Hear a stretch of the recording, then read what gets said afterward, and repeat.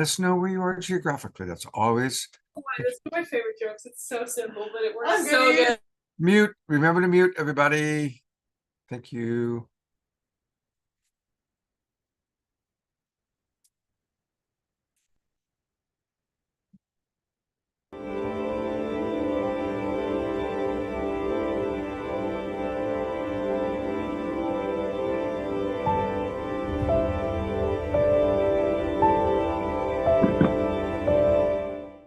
What if I were to suggest that you play a key role in the awakening world? And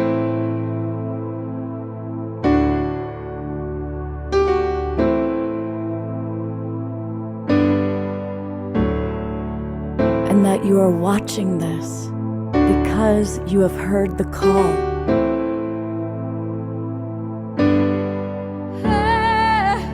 We can start right now by opening our hearts and minds.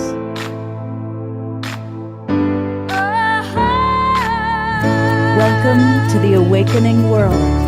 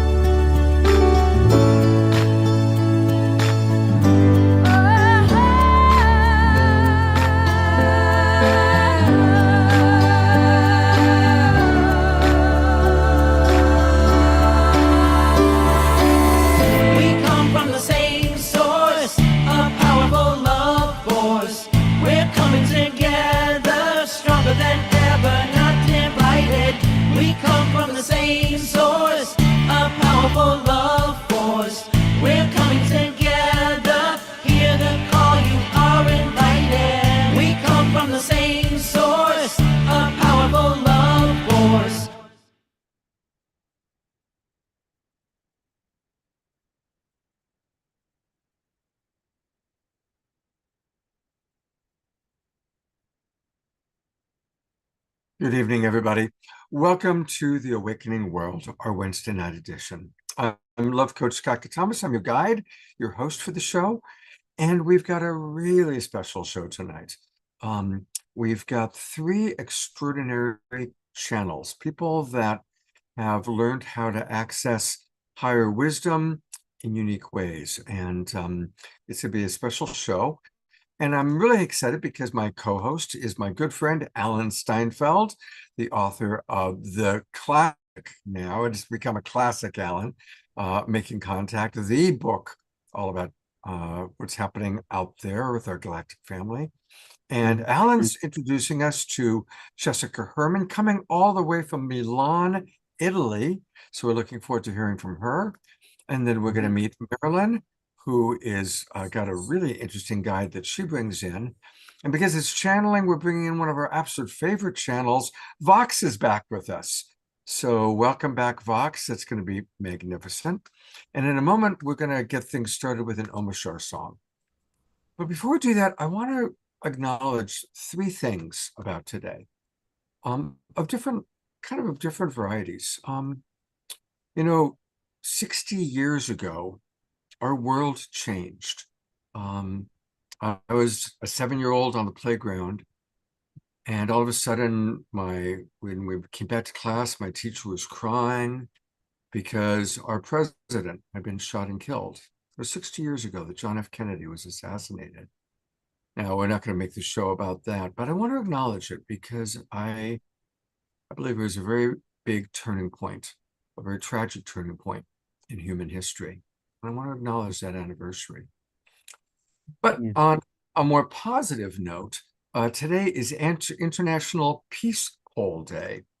And you've probably seen these peace polls all over the world. I'm very blessed to have one. And the founder of the peace poll movement, today was his birthday. He would have been 107 if he was still with us. And so I just want to acknowledge that beautiful man and this beautiful movement of peace polls from all over the world.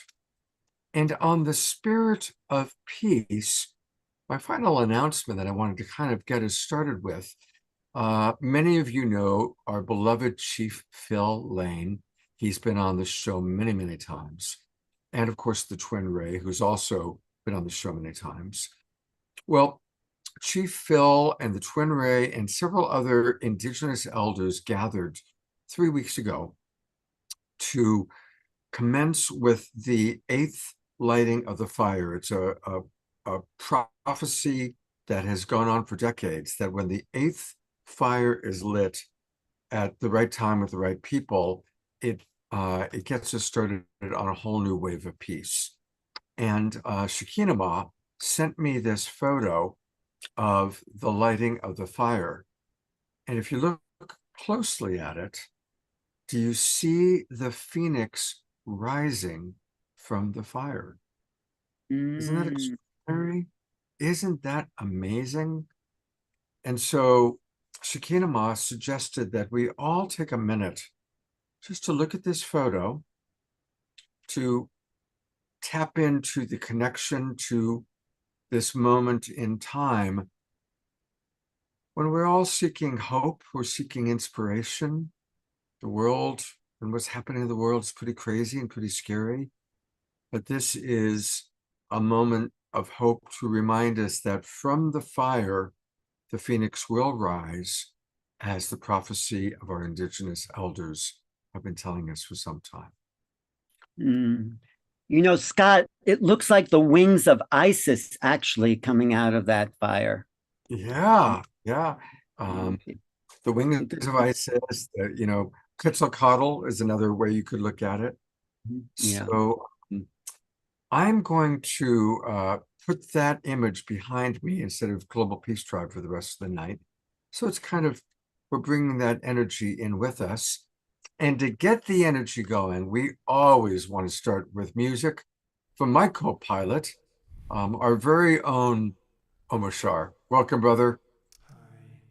Here we go.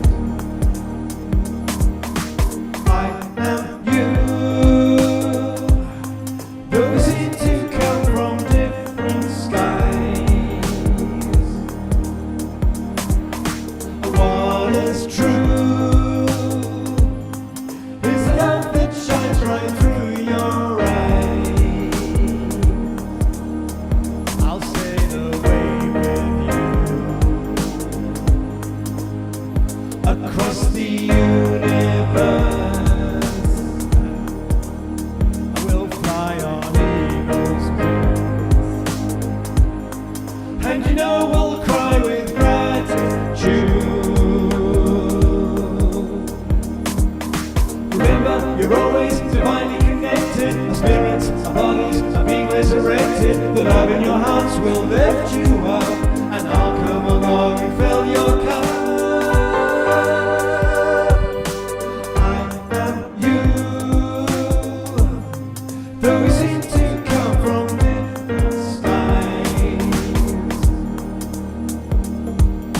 And what is true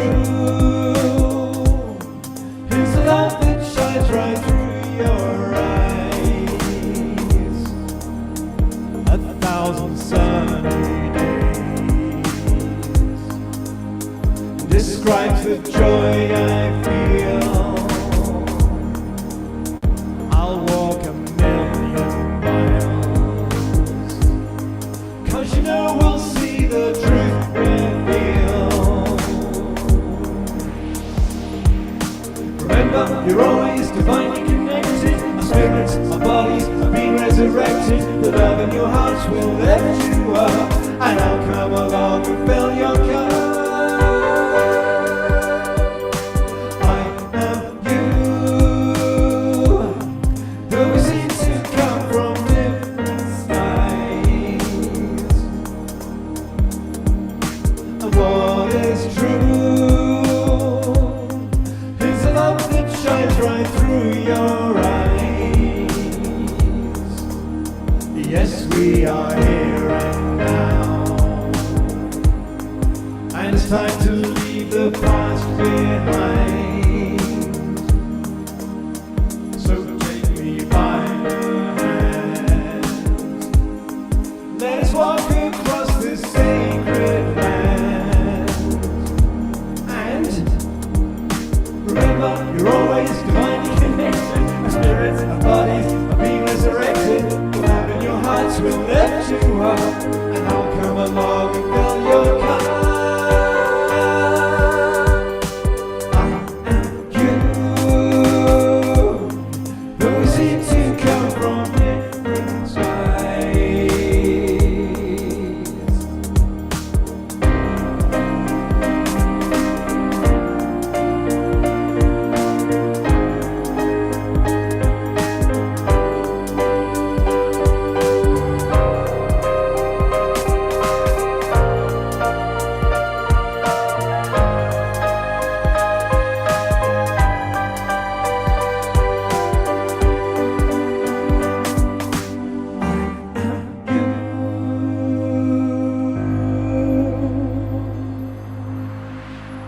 Woo!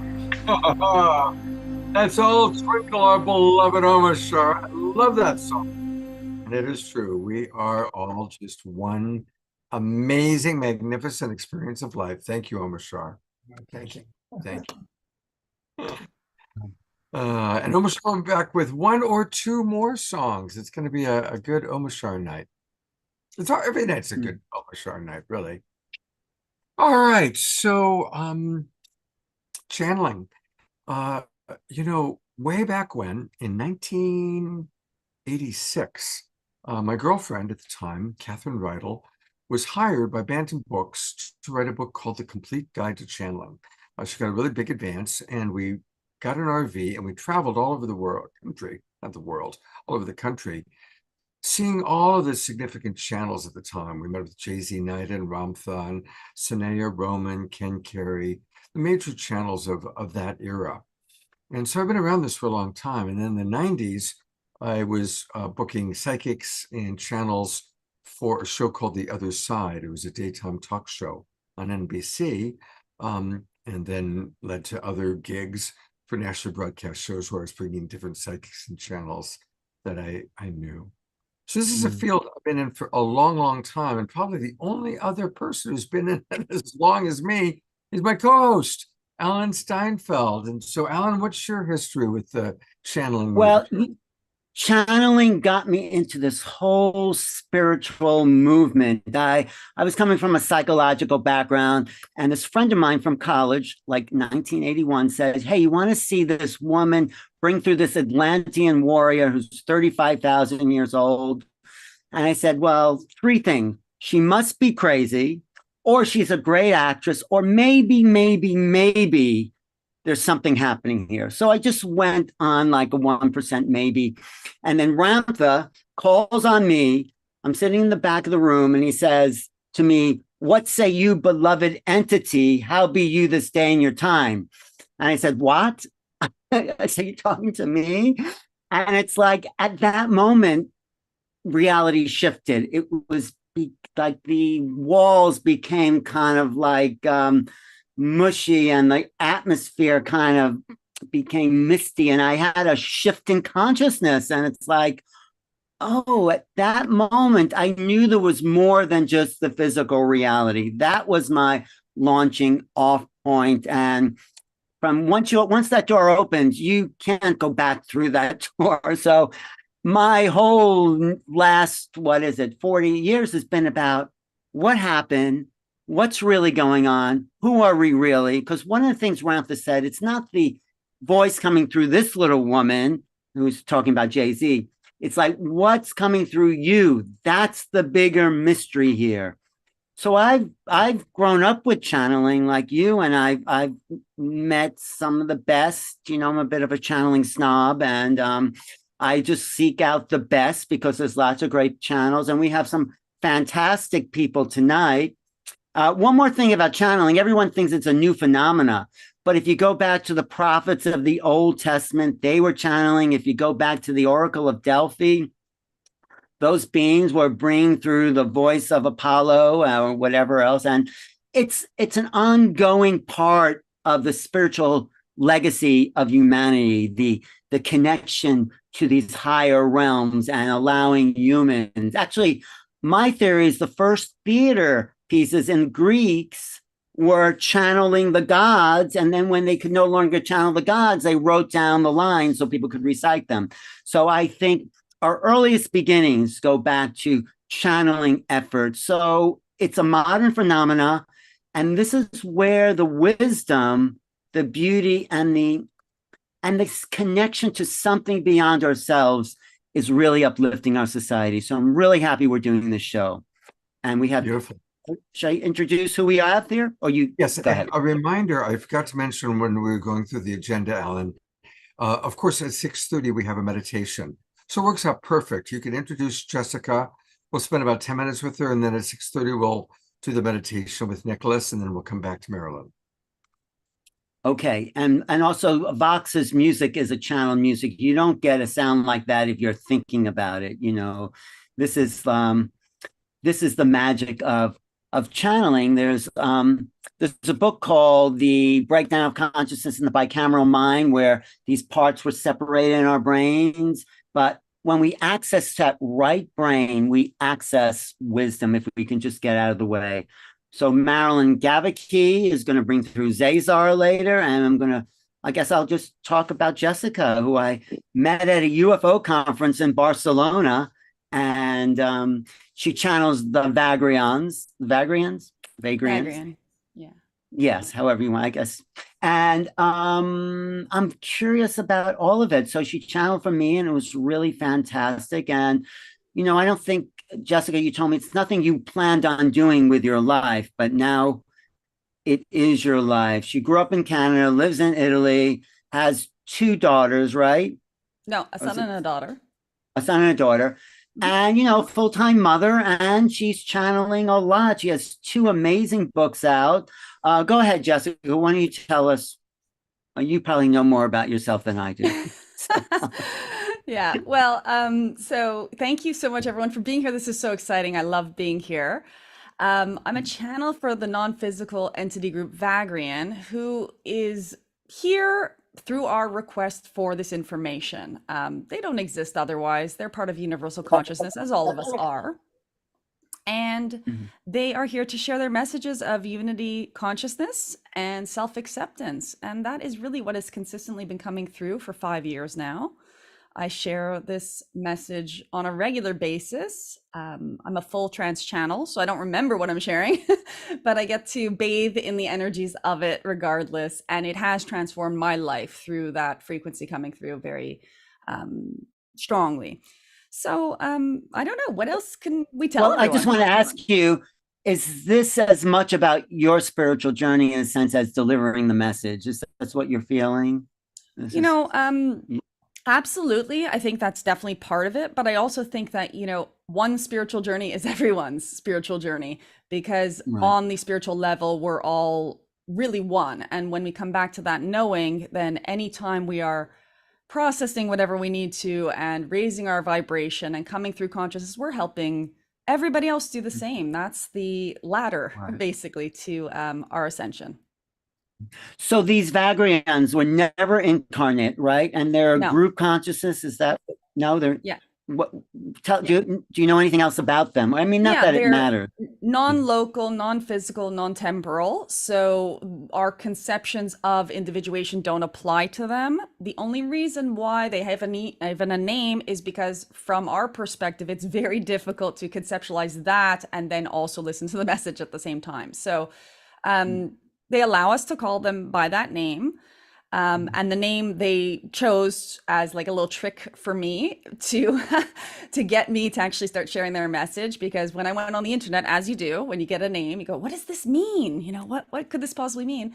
The only thing in Google that had anything to do with that name was a baby names website that said, seeking ends when sharing begins. And I said, oh, you sneaky buggers. Are you sending me a message here? And indeed they were. So that is how they've come to be known. You know, Wait, aside from seeking Amazon. ends. Seeking ends. Seeking ends when sharing begins. Yes. How do you explain that in your So terms? at the time, you know, when you're in your spiritual journey, sometimes you're even labeled a spiritual seeker. You know, you're going around and you're finding what resonates, what doesn't resonate, what resonates, what doesn't resonate. Where is the answer to consciousness? Where's the answer to creation? Where's the answer to my maker or whatever it is? And their point to me was, hey, you know, stop that. You have all of what you need within you, and go ahead and just share what your individuated gift for the world is. And if everyone were to do that, you know, we'd stop looking outside of ourselves for those answers. Great. Now I get what that means, the Vagrians. Yeah, they're Great. a bit cryptic. Okay. Scott, you have anything for Jessica, or should we? Yeah, Jessica, I'd love to ask you if there is a central theme, a central message that's come through that you could kind of share with us. We'll have you maybe do some channeling after we meet everybody else, but just what has been the central message so far that's come through?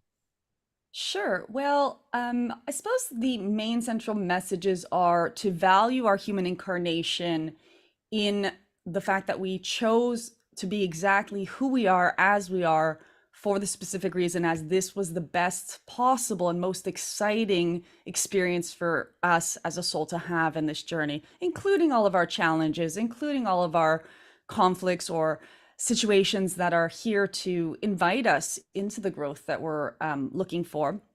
They also are here to help us in the desire that we have in this now moment as a collective to move from this separation consciousness that we're very accustomed to, and in fact is quite habitual, and into unity consciousness on a much deeper, more easeful way, rather than the way that we're attempting to do it. And self-acceptance, really being who you are in this now moment, enjoying who you are, raising your vibration, and living in a state of excitement for this wonderful journey and adventure we're on.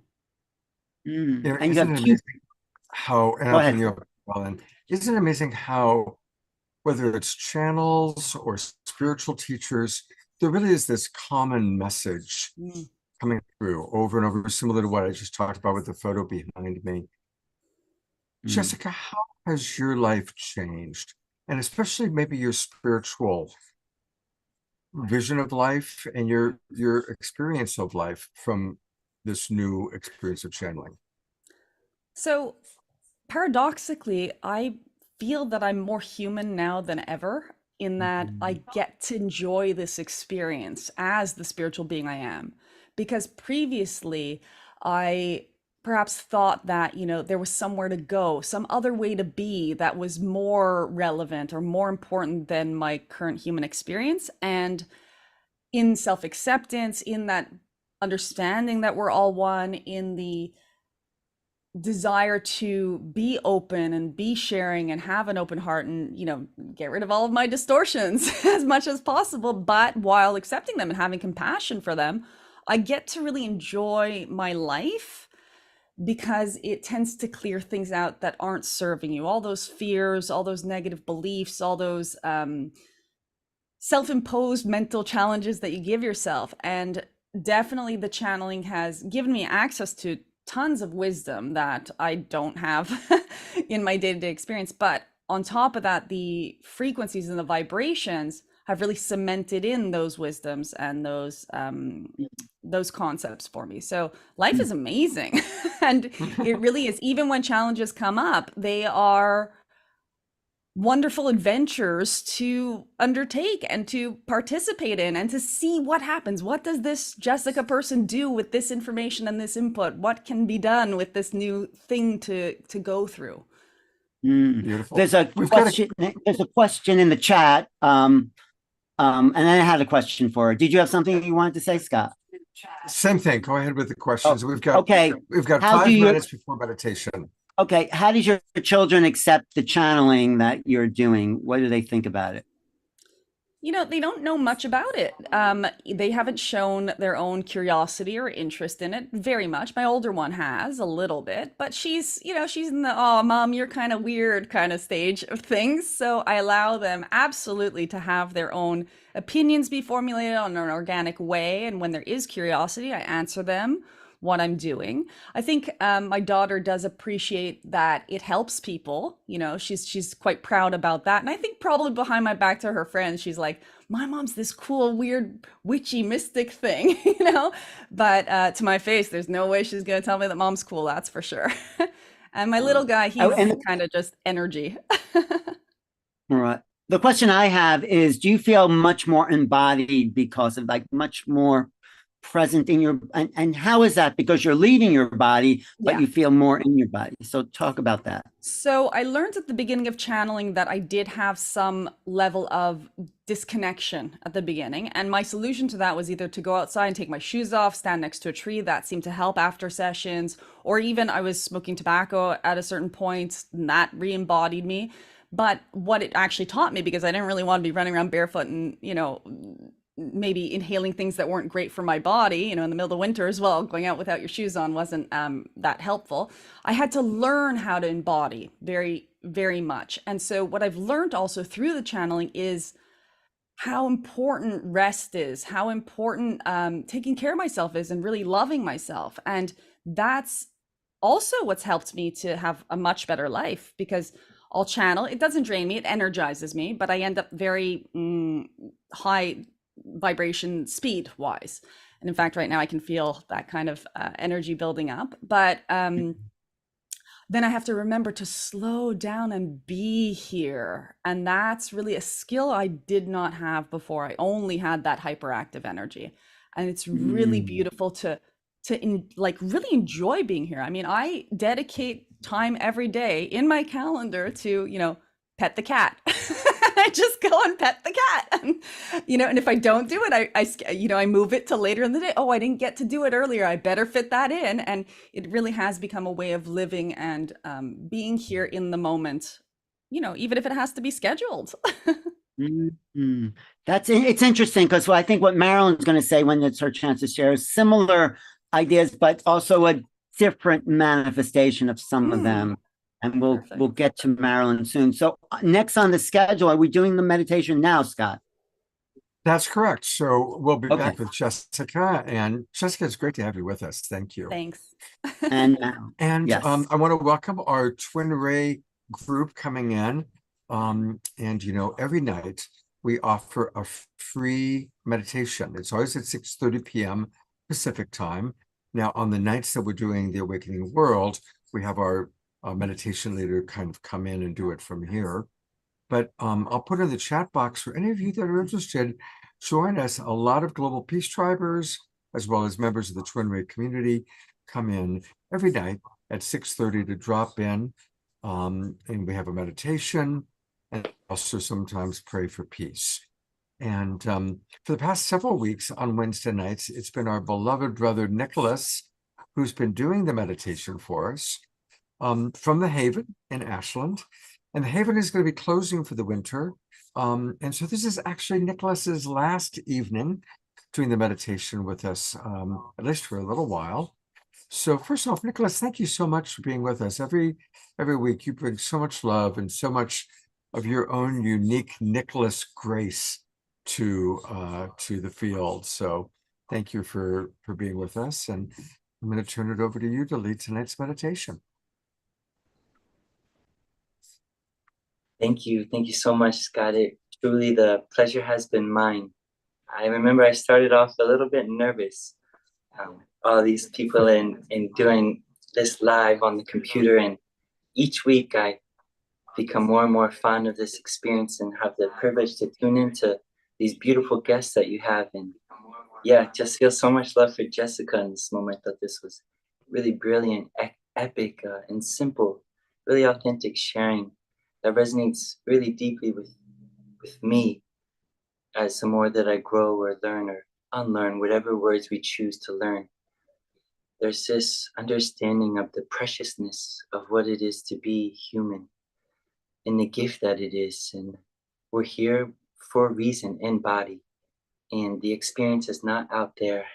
It's in here in the simple things like petting a cat. This is the way of meditation, I believe. To stop and to pause. And with what Jessica has shared with us about this channeling and these very high frequencies that come through, really whatever type of creative gift that we have, the capacity that one has to be able to pause, to step back, to balance themselves, to create a harmony, to feel a unity, a oneness, that sweetness, that which of course can't be described. To build that connection to that is so essential in this life, to remember and always come back to the simple things. And so in this meditation, I felt inspired to share a specific posture and a specific breath. The intention of this meditation is all about calming the heart, is all about balance and stability of the polarities. And as we come around the holiday season on Thanksgiving, there's also a tenderness of the heart that I think we all feel. We may or may not be blessed to share this time with loved ones. Maybe we just come together as a family, as one heart. Let's come into this meditation, to invoke this beautiful love and peace within our own awareness, within our own field, and unto infinity, we could say. The thumbs up with the left hand, and then with the right, we're going to come and clasp the left thumb. So thumb up, come and clasp that thumb. And so both thumbs are up, essentially the same thing with both fists. And just squeeze firmly on that left thumb with about 5 pounds of weight. Now I'm holding the posture up a bit high just so you can see me well, but we want to have the hand posture right aligned through the central column, starting around the diaphragm and heart center down to the belly button. We'll let our eyes fall closed and connect to the posture. Tall in the spine, soft in the shoulders. Eyes are focused up and into the space between the brow. These points of focus to guide and direct our attention, our energy, and to balance harmony, unity. Now with breath, we're going to pucker the lips and we're going to suck the breath in through the mouth, invoking a beautiful cooling sensation.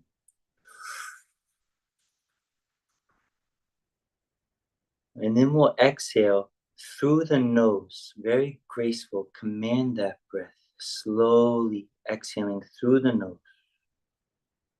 And you'll repeat just like so. A cool breath in.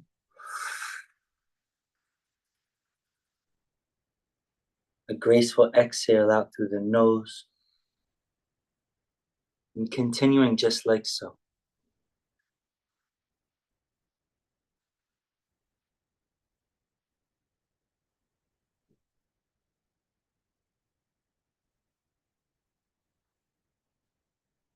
Hear the sound of the breath.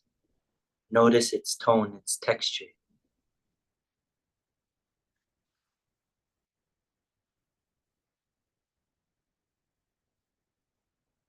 When you breathe in that air like there's something in there that you can't get enough of, something in this air, what the yogis call the prana, the life force. Breathe it in like you can't get enough. Fill up those lungs. And each time you exhale, empty yourself completely. Become zero. And continue in this rhythm, here and now, fully present in the body, resisting nothing, feeling, listening closely.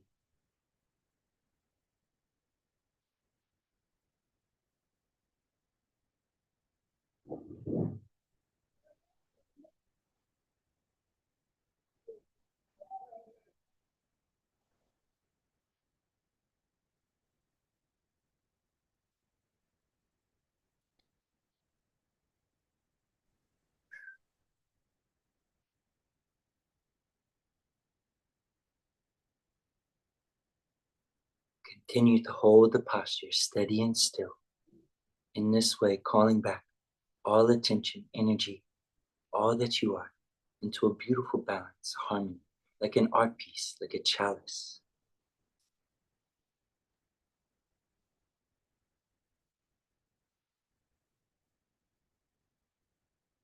Like a posture of peace, creating a safe space to receive all that you are.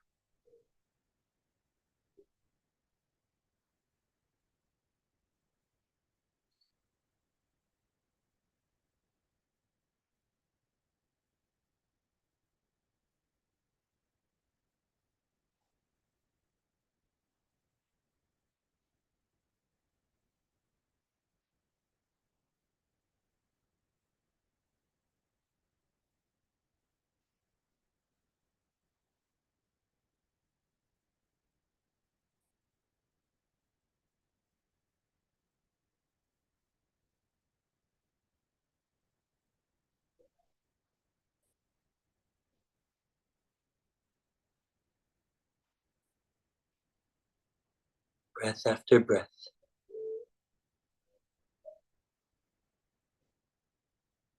And as you dwell in presence, contemplate yourself. Who is present? What is present?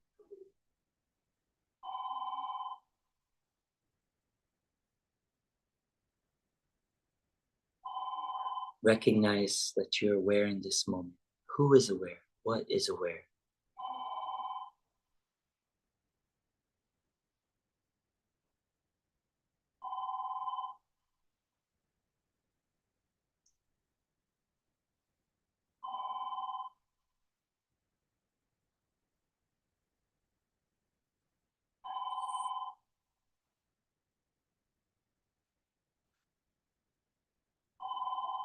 Very nice.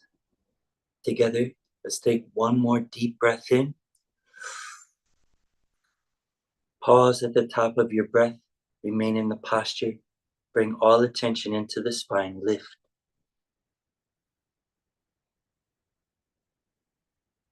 In a graceful exhale, soften, relax everything, melting down.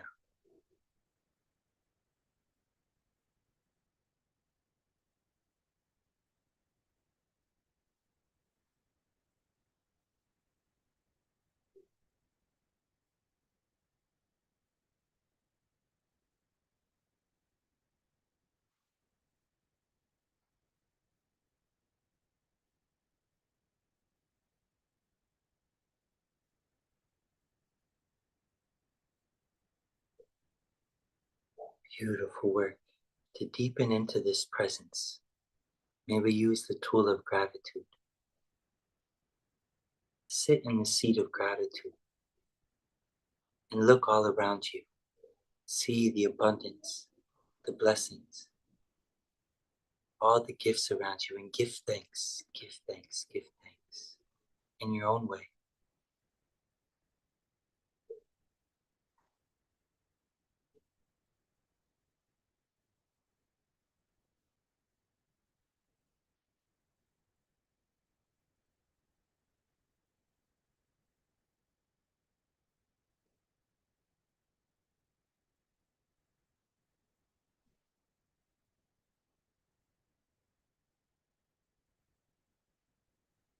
As we sit in this abundance, sitting in this seat of gratitude.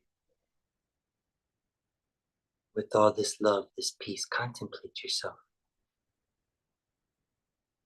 What are you choosing to do with this love, with this energy?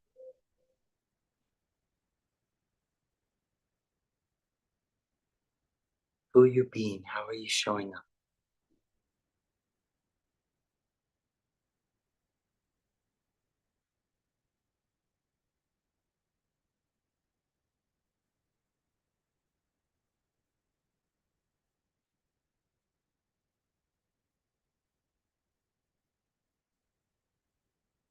May we live true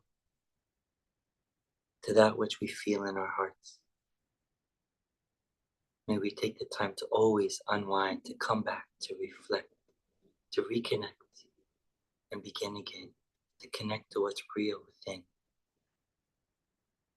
And then really show up for that, the gratitude of the life that we've been blessed with. And really go for it. Do the things that you love most. This precious gift of life. May we hold nothing back.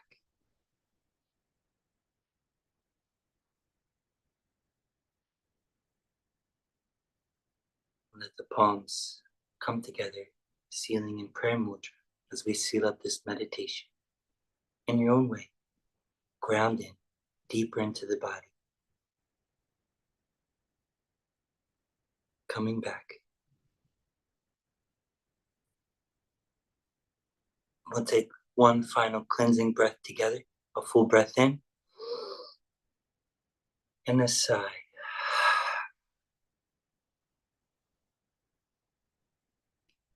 By thy grace, may it be so. Thank you all so much. It's a pleasure. Sending my love and gratitude. Thank you, Nicholas. And a reminder that you can study with Nicholas. You can either go to Ashland's and study with him live, or you can work with him online. And I've put the way to reach him through his email address. It's his name, and Nicholas Talles, THALES, @gmail.com. And Brother Nicholas, so much love. Give my love to everybody up there at the Thanksgiving gathering tomorrow. And I look forward to seeing you. I'm going to come up in December, so I'll see you then. Beautiful, brother. Looking forward to it. All right. Much love. Take care, brother. Much Thanks love. again. Thank you You're so so much. brother. Isn't he just like the most beautiful being? I mean, I can't think of anyone I would rather study yoga with because he's so gentle, but he lives it. I mean, he is a true yogini. All right. I'm going to turn it back over to my good buddy, Alan. And Alan, we haven't mentioned something we always mention, that you and I go all the way back to 1989 together. We don't have to tell the whole story again, but we've been crossing paths ever since Alan and I worked together on a wonderful movie together in Maui. So right. I was sleeping in a tent at Haleakua, and this film crew shows up, and I just got out of the film business in New York City just to take a break. And Scott says, "Hey, you want to be assistant director?" And there we go. And the rest the rest is history. All we right, keep we're looking crossing forward to paths. Yes. Okay. You're looking forward. Tell us Yes. about Marilyn. Today's next, Marilyn Gavicki is an incredible channel. She comes from the clinical psychology world. She was a clinical psychologist, had this spiritual awakening, and this being Zazar, I forgot which dimension he's from. I get my dimensions mixed up. But Marilyn, there's Zazar, or a kind of likeness of Zazar. He's Marilyn will tell us what dimension and planet he's from. But what really convinced me of Zazar's authenticity was I did a interview with Marilyn, and Zazar came through and he talked all about magnificence. My magnificence, all of our magnificence, in a way that I never understood before. I never realized that I'm magnificent. I don't think it's ego to say it. And all of us are magnificent beings, magnificent in the full capacity of that word. And I've had to look at that interview a couple of times just to realize, what was he talking about? Where can I find that in myself? And so loving, so caring, like Marilyn. But Cesar just like felt like cradled me in these dimensional arms and gave me a piece of myself I wasn't looking at before. And that's why I'm so happy you're here, Marilyn. And I'm going to put that that interview in the chat. But Marilyn, thank you. What do you think so far of our program here? Well, I'll tell you this. I think it's fantastic. And it tells me the truth of how much Cesar has taught me about the humans on this planet and their heart and the light they're capable of carrying. And this show tonight is such an amazing example of that hope, of that truth, of that magnificence. All of you on this show tonight is just such proof of who we really are on this earth and who we are becoming. Wow. That's great. Scott, isn't that a good confirmation of your magnificence? Well, thank you. And I love that message that we actually all are magnificent. You know, most of the world's great religions broke us down, and, you know, we're very shame-based. And again, one of the commonalities of the great spiritual teachers that we hear is really learning true self-love. And true self-love isn't about ego. It's not about selfishness. It's about remembering our great divinity and who we truly are. So that's a beautiful opening message. And I look forward to hearing more from you, Marilyn. Well, here's the funny thing, that Cesar is here purposely to shed light on the truth of who we are and all the diminishment programs that we've had on earth, to release them. And he often teases and says, you know, when I go back to my brethren, my light brethren, after being here and being channeled through you, they say, you have a great job to help humans, these incredible beings, learn their magnificence. And he said, you know, it's not quite as easy as you might think, because there is such resistance for humans to realize the truth of their lighted way. And Cesar has taught me that. And being a psychologist my whole life, and then Cesar came out, it was really in the first year I realized that he was truly this being from the sixth dimension who is coming through me, comes entirely in my body. My vocal cords, it changes. He is within me, and he touches my magnificence, which makes me able to channel. Once I got it in my mind that this wasn't my wisdom, and the question was, would I be big enough to channel him? But you know, once you really get the truth of channeling, so many other truths come in line, because here was this being from the sixth dimension, which means there are other dimensions, there are other realities, there is a divine source intelligence. I do have this magnificent soul. Humans have this. We lead with our hearts, and that's the best part of us. And so I began to have all those doubts that I had all my life about reincarnation and my own existence of soul and the remembrance of what I came into this life to do. And those questions, those doubts that haunt so many humans, is there God? Are there other dimensions? Are we really on an ascension path? After the first year of channeling Cesar, all those questions were put to rest. And I get to live in that knowing of the truth that the world beyond us is so amazing. And Cesar's here to help us see into that world. But really, the world we see into is the world within.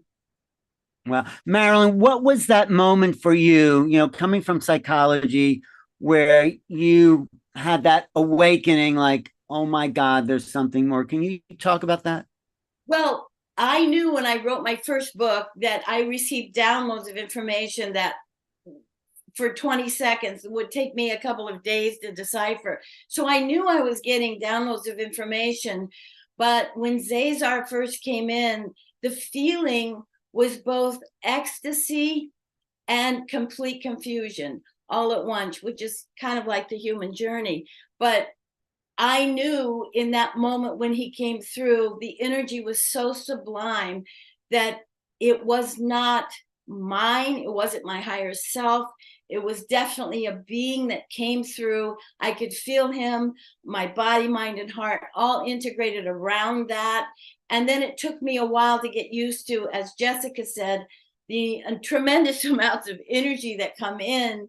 And at one point I said to Zazar, you know, when you come in now, could you bring some vitamin packets from above so that, you know, I can maintain this intense energy? But what's so wonderful is the more work that I do on myself, the larger my channel becomes. If that's not motivation to clear out my own debris, but really what's important is to be one of those humans that can be the light, that can be the lighted way that each of us are capable of being. And I don't know when you would like this, but Zazar has a beautiful message that he'd like to give you. Oh, I can't hear. Sorry, I think we're going to do another round, but I just want to say, Marilyn and Zazar, when we were out in Sedona, when we did the CE5, there was about 75 people there, and it was the best viewing of these star beings I ever saw. Marilyn had these night vision glasses, and she said, I see a triangle up there. I said, let me see, Marilyn. As I was looking through these night vision, this triangle went from its point up to its point down, and I said, oh my God, there really are UFOs out there. I mean, I wrote the book on it, but just seeing it, it's like, and that was an incredible moment. Listen, when Zazar is present, we always have sightings. We've had crafts over our house, 500 feet above our house. I mean, we've seen fully manifested extraterrestrials walking around the sanctuary. Zazar has the ability to bring in and open these portals for higher dimensional beings. So it's quite the exciting life when he directs. So Scott, when do we want to hear the message? You want to do another round with Vox or what's up? Yeah, I want to introduce Fox. So I'm going to introduce Fox, and then we'll do another round, all right? But we have one more amazing channel who's with us tonight, and it is the wonderful Vox Angelus. And she's been on the show several times, and I want to give her a chance to just kind of share a little bit. And of course, you and I and Alan were all there for Stairway to the Stars. And what stood out for you? Of course, I did a show from there, which you were supposed to be on, and I messed up with. You know, Alan, what happened was remember we were originally going to do the show from the Egyptian room, and then we moved it downstairs, and God bless, Vox showed up at the Egyptian room, and anyway, we missed her, so we're glad to have her with us tonight. So it's kind of your overall experience, Vox, of what's happening with UFOs, intergalactic, people like yourself, higher dimensions. What's your take on all of this? What does it all mean? That's a big one. I've been going actually through, like, the floodgates have actually really opened for me within the last 2 weeks. And so my sense of it for me has been that everything is here now. So within my personal spiritual life, it was really about being able to open up to all of that, to be able to see everything and experience everything in this now moment, which initially was overbearing because I used to go here, go there, and beings would come in, right? And so for me, a lot of people say, well, I can't see galactics. I can't see this. And, I'm just realizing, there's multiple dimensions and so forth, but they're right here. So for me, it has really been learning about being able to step from 3D into what have you, or to shift dimension to dimension and from space to space. So I've been doing and learning a lot about doing that lately and keeping myself sane while I'm doing it. So for me, the ability to connect and really truly understand and speak to and see and experience these other beings, galactic and otherwise. It's been like Pleiadians and Syrians and even the Anunnaki and the Galactic Federation lately. Is that it's been so easy to drop down into the simplicity of your intention to communicate. And so in so doing, I have found that it's actually been extraordinarily easy for me as of late. And so it's kind of my, you know how you believe in things, but you also want something a little more tangible so people won't think you're crazy, or you're kind of like, I've always believed in all of this since I was a little girl, even though I had to have such trust and such faith because I couldn't see it necessarily. You know, it's just kind of like nobody else believed in it. And so you have to have this trust and faith until you can actually have your own true experience of it so that you can say, yeah, this is true. Right. And so, you know, if you're asking, are there other beings? Are there other galactics? Yes, I've met a majority of them and a lot of them recently, which is kind of interesting because it's just really been a part of my own spiritual unfolding. But, you know, what the angels have always told me is, you know, infinite source God, whatever you want to call that, it's like, it's really expressly simple.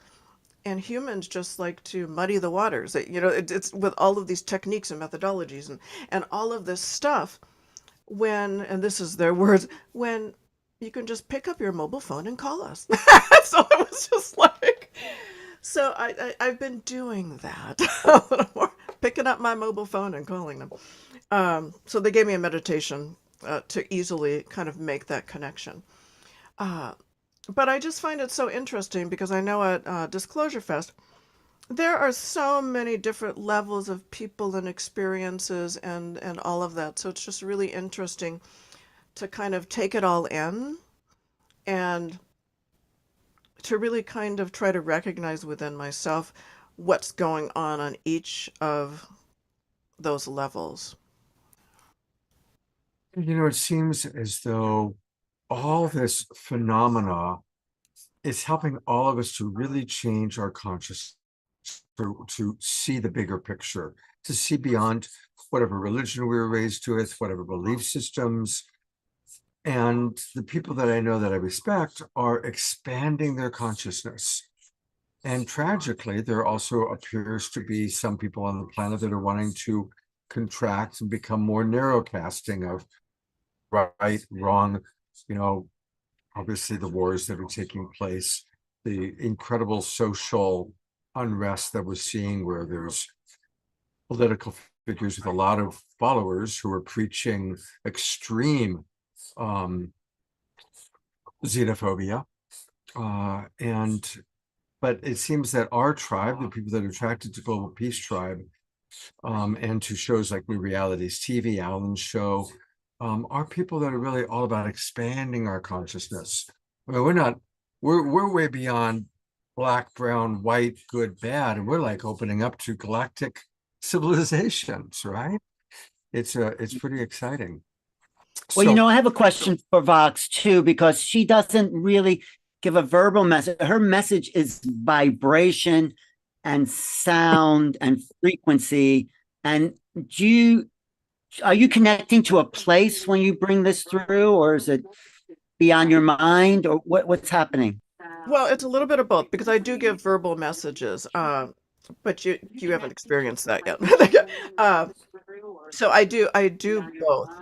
But you know, from what they have told me and why I was kind of in training a lot of times because there's different types of channeling, and Elohim, which is really a group more so, you know, they're always talking about, well, when you talk about channeling, there's different styles and types of channeling that there's a lot of definitions that fall under the umbrella of channeling. They do not like the word channeling, so they prefer to call me a conduit. You know, I happen to be in physical form, but the majority of me is not. And this is for everyone. The majority of us exists within our higher mind, our God self, our spirit self. And when we speak of channeling, and what Scott was talking about was really like the awakening, the expansion of our consciousness. What I have actually come to understand, which has made it so much easier, is that we don't really have to expand and awaken our consciousness. We're already there.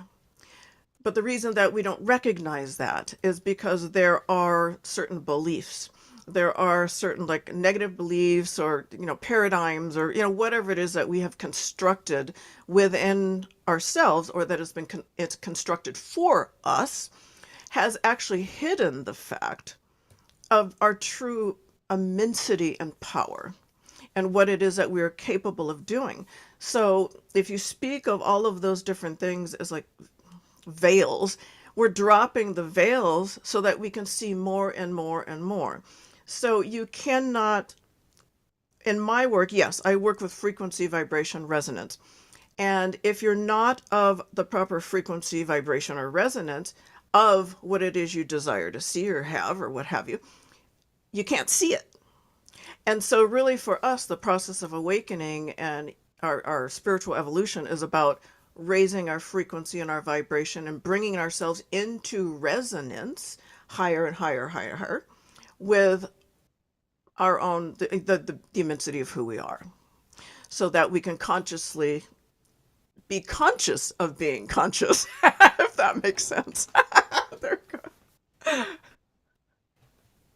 No, it does make sense. And thank you, because your frequency is uplifting other people's frequency. I mean, that's the thing that and you and Jessica and Marilyn, you're sort of all saying the same thing in a different language. And Yeah, I'm it's- hearing some feedback, Scott. Are you hearing some feedback? I think I know what that is. I can fix it. Oh, okay. And All right. I'm going to fix it while Omashar plays a song, because we've got a lot to integrate. And then we'll come back to each person and actually give them a chance to channel. So now that we've met our 3 channels, let's integrate what we heard. And Fox, that was brilliant. Thank you for what you shared. It was a really beautiful summation. So I invite all of us to tap into our multidimensional self as we listen to Omashar's music.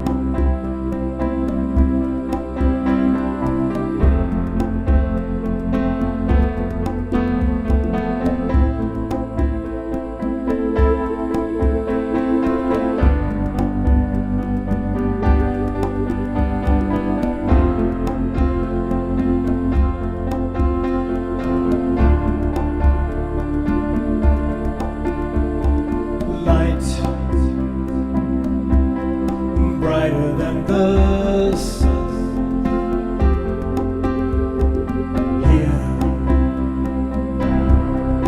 Here where life is one. All the past falls like rain into the soil of future dreams. Love, the footprint in the sand. Eyes shining like the stars, and the way is suddenly so clear, and we know what has to be done. Still, we wonder why flowers keep on blooming. The stardust in our eyes lifts us on to a higher plane, a deeper deeper truth, our rightful place, and still we wonder why.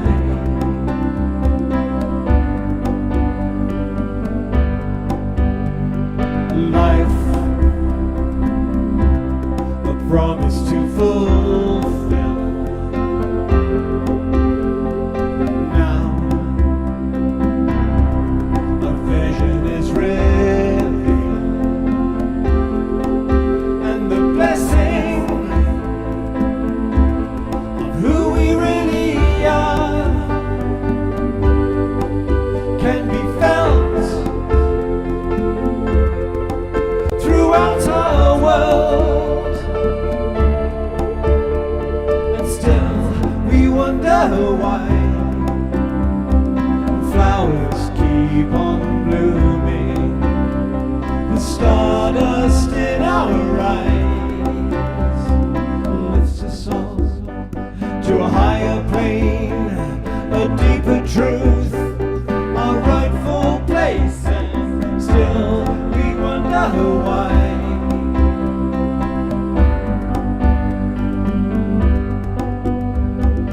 Light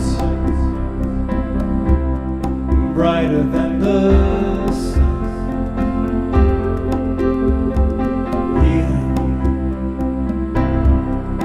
here where life is fun. Life,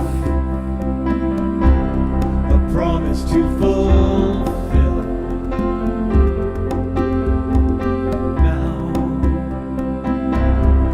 a vision is revealed, and still we wonder why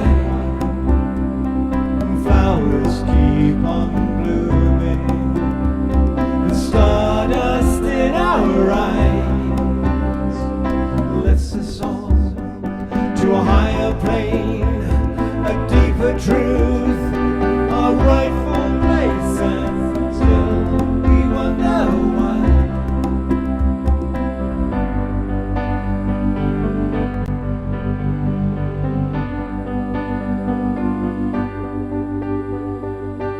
Life, a promise to fulfill. Now, a vision is revealed, and still we wonder why.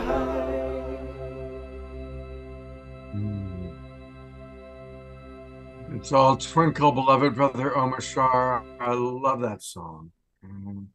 Thank you so Wow. much. It's a perfect song for tonight, actually. You know, Scott, I'm so glad you got Omar Shah as the steady kind of music, because every week before Omar Shah, you would look for the best musician and you'd get some incredible people, Larissa Stowes, Kristen Hoffman, but having Omar Shah as that steady go-to house band just kind of makes it more solid, you know, somehow.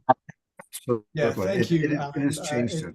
It's truly phenomenal having this position here, and I really love it when Scott brings on other musicians. Just a couple of nights ago, we had Nina Gray, holy smoke, and Kristen Hoffman comes on.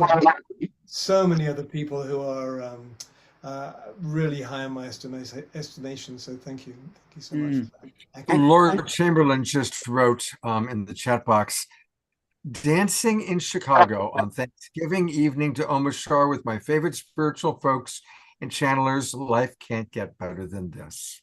And you know, Alan, people can get Omar Shah twice a week on the Awakening World, but they can get him anytime by going to his website, which is omarshah.com, his name, omarshah.com.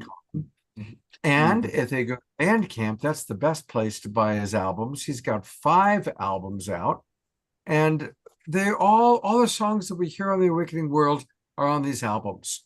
So it's really wonderful for people to support him in that way, because he has become just the most important part of the Awakening World. I like my week. Okay, namaste. Namaste, namasko. as Swami Beyondananda says. You know, Scott, I just want to say something. You know, today is it the 60th anniversary of the JFK assassination, which was a turning point in history. Tomorrow's Thanksgiving, and the year coming up, 2024, where we're going to do a prediction show at the end of the year, is going to be another change in timelines in a good way. The UFO phenomenon is coming mainstream to Congress in a big way. There's more ships appearing. People are channeling is a common word now. The Institute of Noetic Science is studying channeling. So things are really accelerating so we can live our magnificence, as Cesar has said. And I'm really excited about, I mean, of course, there's awful things happening, wars, but I'm excited about what's possible for human beings this year coming. So that's a little piece. I am too.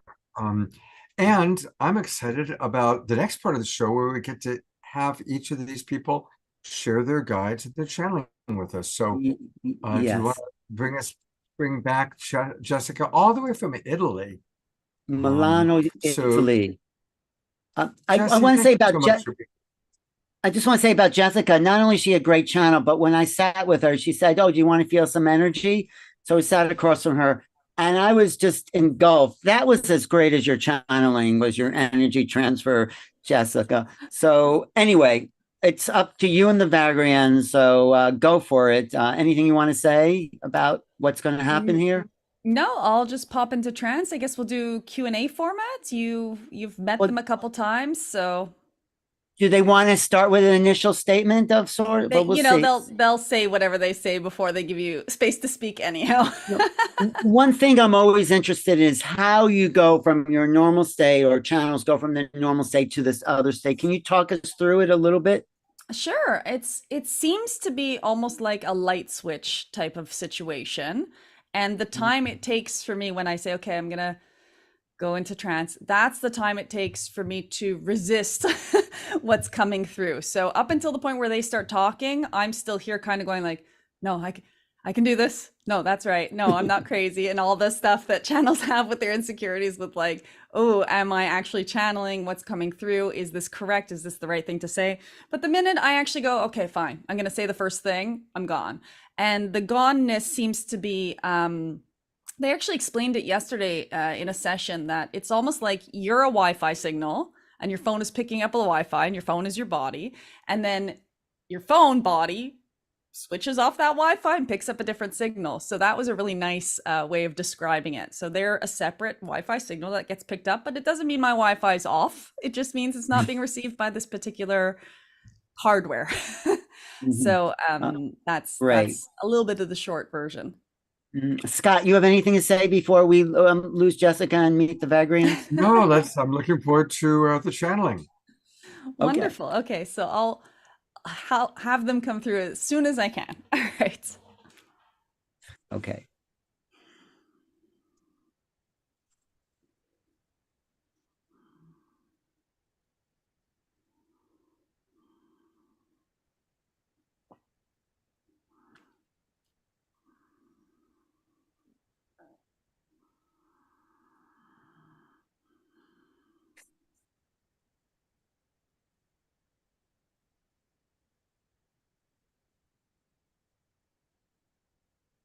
Good now to you. We are pleased to be meeting with you in this fashion and are eager to discuss with you anything you so choose to know more of yourselves. We would like to add that it is a beautiful timing that we are greeting with you in this now moment, in that you do have significance around gratitude in this period in many parts of the world, and especially in this particular audience, while you are preparing for having a full day of focus on your gratitude or appreciation, or the looking out for the lovely and pleasurable things in life, those things that make you you, because yes, it is your desires that are unique to you that make you who you are. Looking out for clues and hints that those desires are being fulfilled for you, with you, every single day of your existence is what gratitude is. It is that hunting, that curiosity, that treasure hunt, yes, for your ability to find what it is that you came here for. Every time you express gratitude, every time you sense gratitude within yourself, or yes, even force yourself in a hard day, perhaps to find that one lovely thing that occurred. Could it have been the spider crawling on its web, the way the light hit those strands of silk that made your heart sing? That was the one thing. Yes, that is enough, because that is why you are here, to find those little treasures, to find that pathway to yourself, and to expand through that knowing of that being the direction for you. We are now happy to hear whatever it is you would like to discuss. You know, Scott, you just did a whole thing about gratitude. I saw it on your Facebook. It's interesting that they'd be talking about this. Do you have anything to say in response to what you just heard?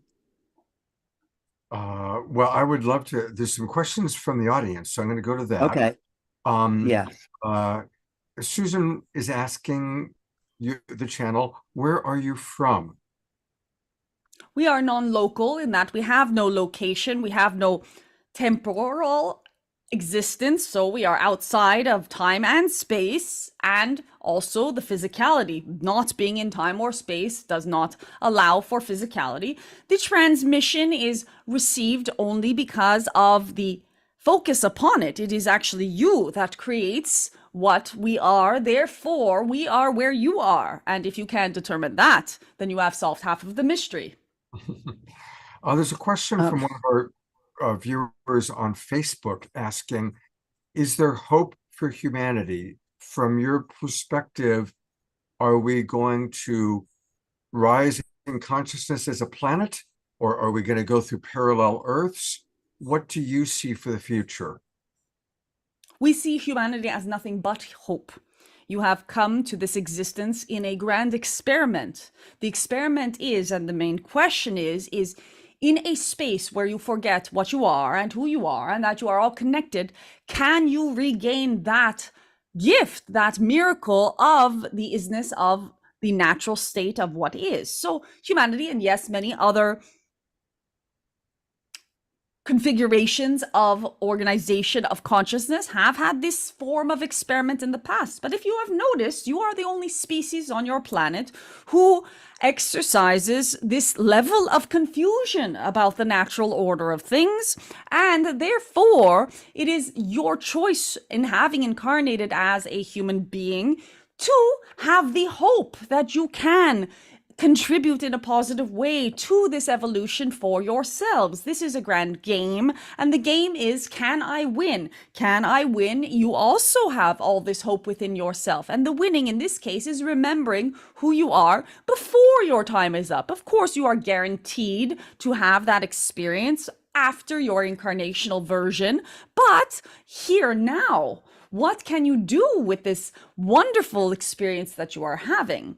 And what the direction is that this will be manifest, whether it be that you awaken completely all at once and shift to a parallel reality, which anyway, you are always on the best possible reality that you could possibly be on, or whether you have technology teach you what it means to be unified, or whether you have external species come and give you that leg up towards what you are looking for. There are many avenues for hope. We would say that despair is that not being equal, not balanced. It is also, if you look at the words, it is unequal is the definition of despair, not equal in proportion. So anytime you are feeling sad, anytime you are feeling hopeless, there is something that you are not equally looking at.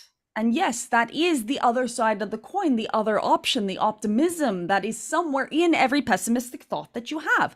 So lean towards that and your hope will be rekindled. And yes, we have infinite hope for you, but we do not need it. Okay. What about this other question? Do other species on the planet understand this game better than humans, I guess? It is a different game that they are playing. In that consciousness is all playing its own individuated game. In fact, each and every one of you has come here for a specific version of a type of game. So a warthog is perhaps playing the game of being the best warthog it could possibly be. And that has completely different rules than being the best human. And not that there is a best or a better or a comparison, but in the games of existence and consciousness, there are not parallels between species, but we are saying that you can take your cue from other species. Certainly none of the other species are taking their cue from yours. Right. Right. I have a question, and then there's some other questions in the chat, but are the ETs from other planets going to be physically informed, exchanging with humans openly in the next couple of years? Because your physical vessels are, at this point in time, what you believe to be the most important aspects of you, or the majority of you do, not this particular group, but many of you do believe that physical existence is far more important than any level of other existence that can be. It is not likely that you will have ETs walking around openly with you in the near future, because you would probably try to kill them. You have not even succeeded in stopping to kill each other. And so there will be, yes, much contact, yes, much collaboration, but there's no need for something to manifest in physical form to you, which would then cause you anxiety unnecessarily. So yes, you may see these beings, you may be immersed within them, but there's no need for beings who do not need to manifest physically to come into your experience. And many of the species you are talking about, being physical is optional. I'm really appreciating the wisdom and the way that she has very practical answers. Here's a question from Tina Joy, one of her favorite global peace drivers down in Ecuador. First, she has grateful for your sharing and your help. Question: what are the most important ways to overcome our multiple human crises and the choices that we can make to evolve beyond collective fear, violence, and self-destructive ways? Yes, so it is on the individual level. If each of you leans into yourself and makes that concrete, committed decision to act from a space of love as often as is possible, and when not possible, to act in a space of love with self and compassion for whatever errors you are making, you will very quickly see improvements in all of the situations on your planet. The hiccup to this suggestion is that many of you are waiting for someone else to lead you or to guide you in how to do this, when the information, all of the programming for this is in your actual native heart, in that you were born with this capacity and this ability. In fact, it is all you are ultimately. And everything laid on top of that is what you are asking for permission to let go of. If you were to take this one moment in time to give yourself permission to be yourself and live from your heart space, now choosing to do no harm to others, whether it be on a micro or macro scale, it does not serve to point fingers at the problem being outside of somewhere else, because that too is the problem that everyone is experiencing. Then you would have much relief and see improvements being made. Yes, there is time to unravel any knots that one has created in a ball of wool if they had not paid attention to it unraveling properly. But you do have the ability to do it. You do have the ability to untie these knots, but only with love. Terry Russo has a question. Why do some of us have direct contacts and are even taken at times on board crafts while others do not? Or are we all experiencing this with ETs, but some of us just don't remember? No. Those of you that are having these, and yes, there are those who do not remember, of course, as well, but those of you who are in contact with ETs in this now moment are and have volunteered to be the ground crew for the transformation. That is the collaboration between your species. It is asking similarly to, why is it that some of us go to work in zoos and some of us do not, or into animal rehabilitation centers? It is because there is a choice of those beings to work with other species, and on this level, because most of your contract with other species is on that soul contract level, there is the complication that the conscious mind, your human mind, does not necessarily remember having made that contract. But in feeling into these energies, and yes, there are also situations where you could possibly manifest a situation or a circumstance that does not feel that holistic or benevolent to you. But even in that case, there is a soul contract that experience was meant to catalyze you to have other experiences in your life, or compassion, or propel your life's journey in a certain direction or otherwise. So the contracts are there regardless of the nature of the experience, and the contracts are there so that you can be in service to others by helping to escort what is called disclosure into human consciousness. That's good. So, what do you see for the future for humanity in the next year or so, from your perspective? We see more opportunities for you to choose not to be polarized. We see more opportunities for you to choose to step into love, opportunities that will make you feel perhaps that there is no option. And in that no option, there is only love. Well, that is the logical conclusion. For example, if there's nothing you can do, then why not love? So that is part of what you will continue to experience. But also, as you do make that choice, each and every one of you, to step into that love, the vibration of the planet and your collective timeline will begin to shift in the directions that you are choosing. So as you decide that you have preferences towards, for example, peace or tranquility, or you have preferences towards resolution of conflict, or you have preferences towards new innovation in order to live more harmoniously with that environment that is around you, you will begin to, through that love, through that choosing and having complete faith and confidence in it. We would recommend this in that you do have the ability to call into yourselves via your vibration and your intention much of the reality that you are wanting. So continue to hold faith, because your desired reality is manifesting for you on an individual level, and catalyst will appear for those whom are not yet ready to step into their sovereignty and understand that they too can choose love. Every being on your planet that is not choosing love in this now moment only does so because they believe that they cannot. They have that love in them too. They just are driven more by fear of what happens if they become that love. Great. Scott? This is beautiful channeling, and we do have two other channels we need to get to. Yes. But I really thank you. I'm a snob when it comes to channeling, because I've seen hundreds of people channeling and used to choose them. And I just really want to acknowledge the clarity that absolutely I really appreciate what a clear channel Jessica is. And thank you, guides or guide, for sharing your wisdom with us. Very, very grateful. Thank you equally, and for your service, as you are that ground crew that is helping to spread this message as widely as all of your intention desires. And we leave you with the light and the love of 1,000 suns. Anainai. Thank you. There are 2 Vagrian books out as well. We'll get to that. Thank you, Jessica. Beautiful. How are you feeling? Great. Jessica, that was beautiful. It was really powerful. And I'm going to the website where people can get more of you. Of course, it's in the chat box. But tell us a little bit about what we're looking at. And for those of you watching on Facebook, the website is at J.P. Herman, the letter J, the letter P, Herman.com. And there's Jesse.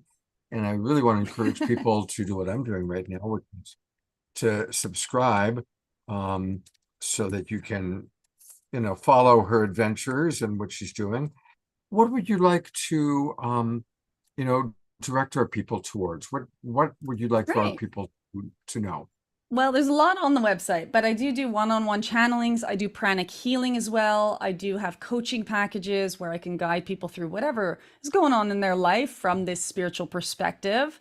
There are my books available on Amazon, so there you can get free chapters. As soon as you sign up for the mailing list, you get free chapters of my first book, which people seem to enjoy. And I'm doing some group sessions now. I'm always inventing something new to offer to people, and hoping to bring more books and more experiences through to everyone, because I'm loving working with Vagrian.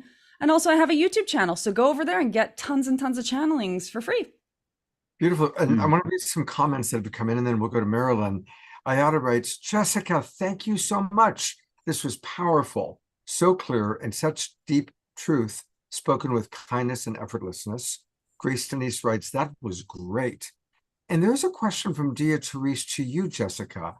Now, I don't know if it's something you can respond to or not, or if this was your guide, but Dia wants to know if you would speak to your interpretation of the concept of one God, especially quote him.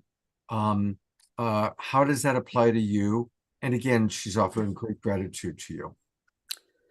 So my interpretation, I'm actually of Jewish background, so I had a Jewish education and understand monotheism for those reasons. But my understanding of the one God is that the word one might have been misinterpreted, in that the one must include the all, because we all are one, and therefore one God is accurate, but that one God includes all that is and excludes nothing and no one.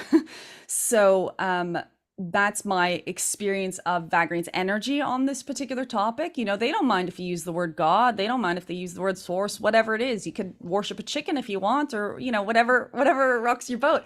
But they do want you to understand that that is anything that you're, you know, enjoying for your practice is a representation and a mirror, a fractal of all that is. So, you know, you can love your partner, and that can be your worship, and you're still worshiping God. So that I hope answers that question. Beautiful. And people are wanting to know your YouTube channel. Okay. You can put it in the chat box, and we'll pull it up, because people they want more of you. Wonderful. Okay, so I'll find the quick link and I'll pop that in the chat, so you can move on with that. And more people else. coming in saying thank you so much.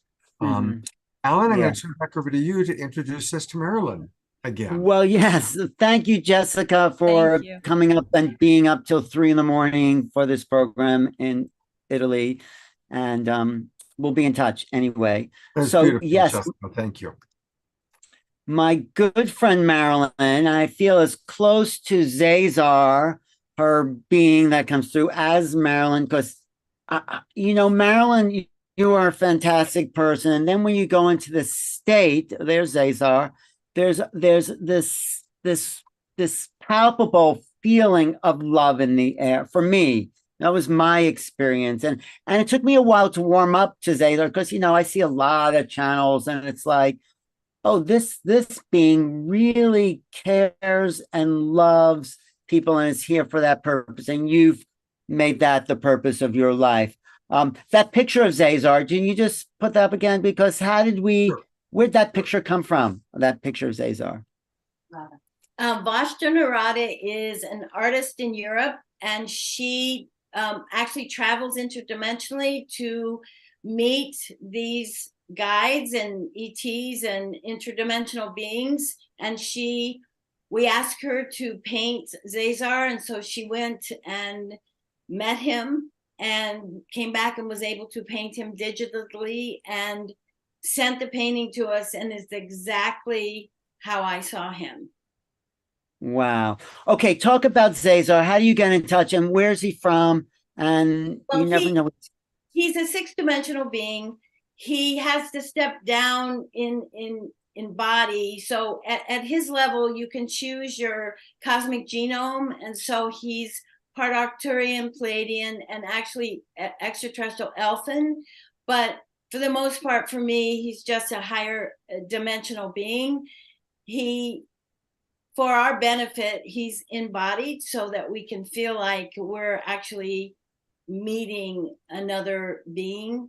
And so he comes through and let's do it. Yeah, how do you want to talk us through it the way you do it, or it just happens? So it happens very quickly now. He comes in and out so quickly. In the past, it would take a while, but now he comes through, and he's, you know, part of when I know Cesar is coming out, I feel this fullness and this pressure, and it's like if I don't let him out, you know, at this point he's so excited to be here. So Okay, let's let him out. Go ahead. I'm like, yes, Cesar, I know. Hold on. Okay, go for it. I'm going to just go. Yes.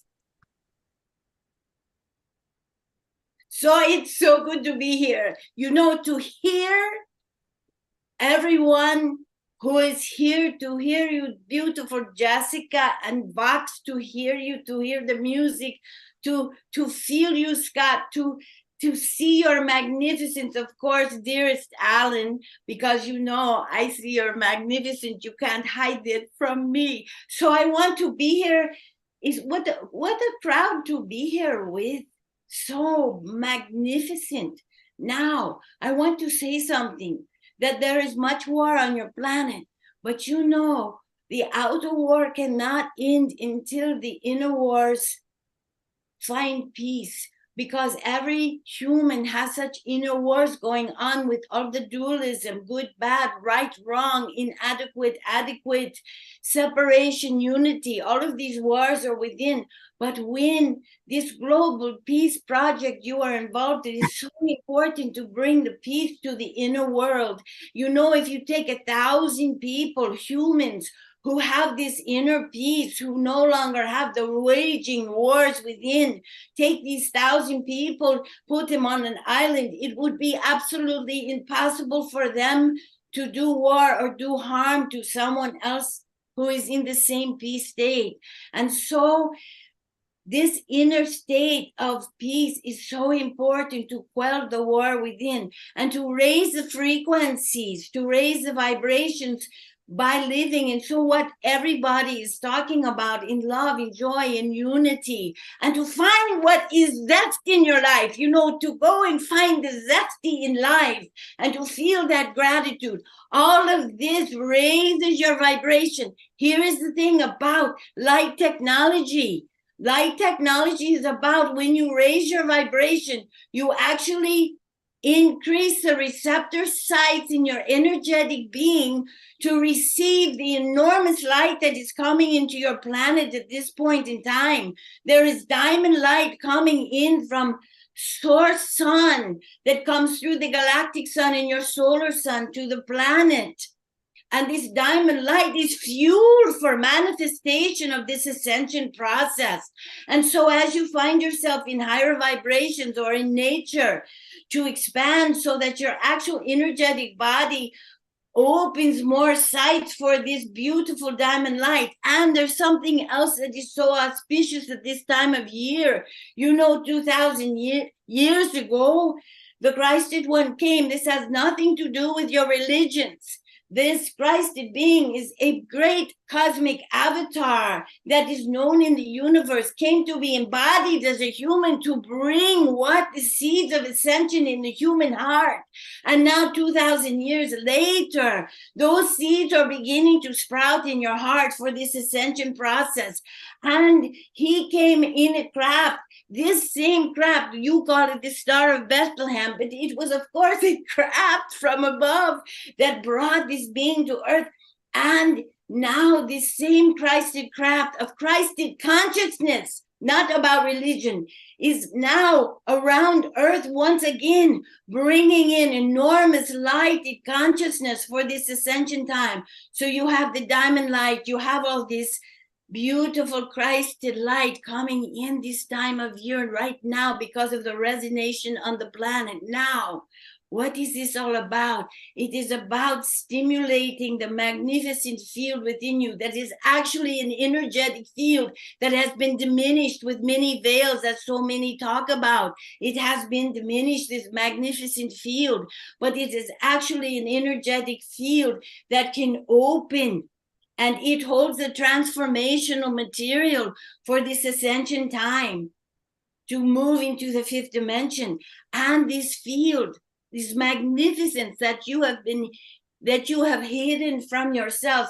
Every single human has this magnificent spark from source in their soul, in their heart. It's so beautiful. Someone asked about hope. I say to you, there is so much hope for the human race, because why do we find so much interest in coming here? All the different beings coming here, being channeled, all the Galactic Federation in the circle of light around your planet, because the humans, even though they have been in darkness and densities, their heart has survived and shows up with such amazing love, like tonight.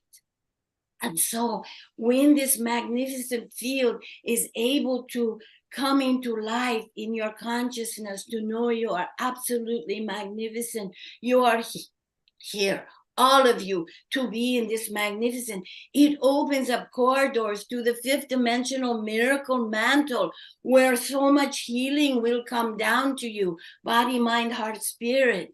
And this light that is coming in, as you open to it, as you open your corridors to the diamond light, the Christ light, the miracle mantle light, as you open those corridors and the light comes in, the light is so powerful now that it actually disintegrates and dissolves the darkness in densities. This is the good news. The light that's coming in, should you decide to be a receptor, and all of you here, I can tell, are beautiful receptors, and the light is coming in as I talk right now. It is coming into your hearts to grow that magnificence, to dissolve the debris that has kept you from knowing the truth that you are a co-creator. The minute you come out of the dark, you can't imagine the light that can be seen from far away off your planet.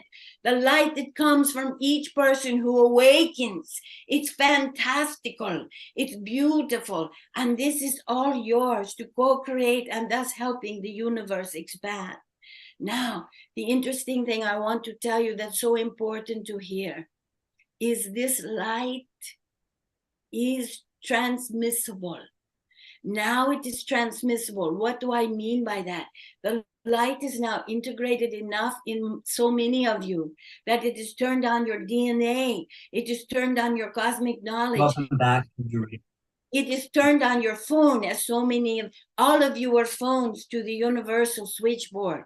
And so this light that you are downloading, this light that is really downloading so that it can stimulate the truth of you, the truth of you.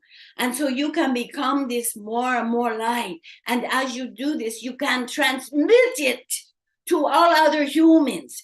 And so it is different. You know, when you have higher guides come in, or higher channeled beings come in, or God's source itself coming in, but it has to be through the humans, that it is transmissible. And now the humans have graduated to a point where when the light comes in, it is contagious, it is infectious, it is going to be an outbreak of light on your planet like it's never been before. This outbreak of light, you can walk along the streets, dearest Alan, you can walk on your streets with this magnificent light pouring out of you, and everybody that you come across feels the infectiousness of your light. They may not register it as that, but they will feel your light.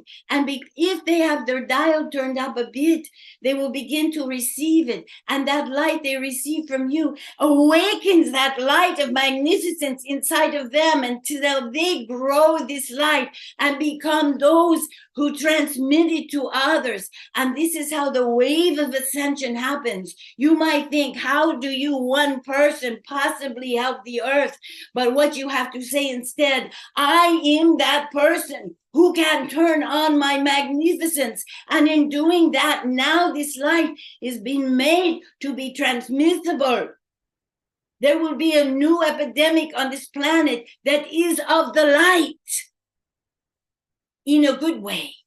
It is the outbreak of the manifestation of the magnificence of the human being. The soul comes alive, The heart leads the way. And oh, what I say to you in the next few months, watch for the miracles to appear, because in the next few months you will see miracles. You will see miracles in war zones. You will see miracles in your backyard. You will see miracles of your own healing. This is coming into the planet. Just raise your vibration so that your vibration can resonate with this beautiful light that you are being bestowed. Really, all it is a light switch turning something on within you. But you are blessed on earth now to be in the time of ascension. So this light that comes in is fuel to create from the soul and the heart. So someone says, what are we to do? And I say to you, that outer flow that you live with, all of the outer things coming into you, all your cell phones.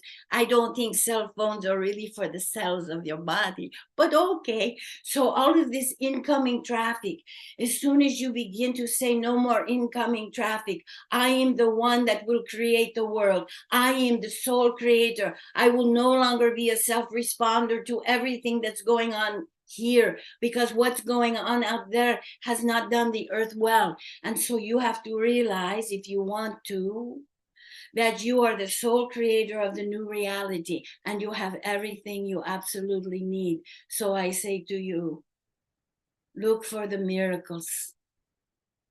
Be the miracle. Be that miracle of magnificence that now is transmissible to all those you come in contact with. You don't have to say a word. This is how powerful not only the light coming in is, but your own light that is being lit up.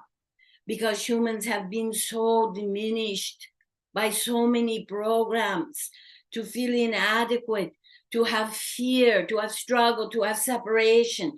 That time is ending. There is a new window for earth. And I am telling you, it is the most beautiful thing.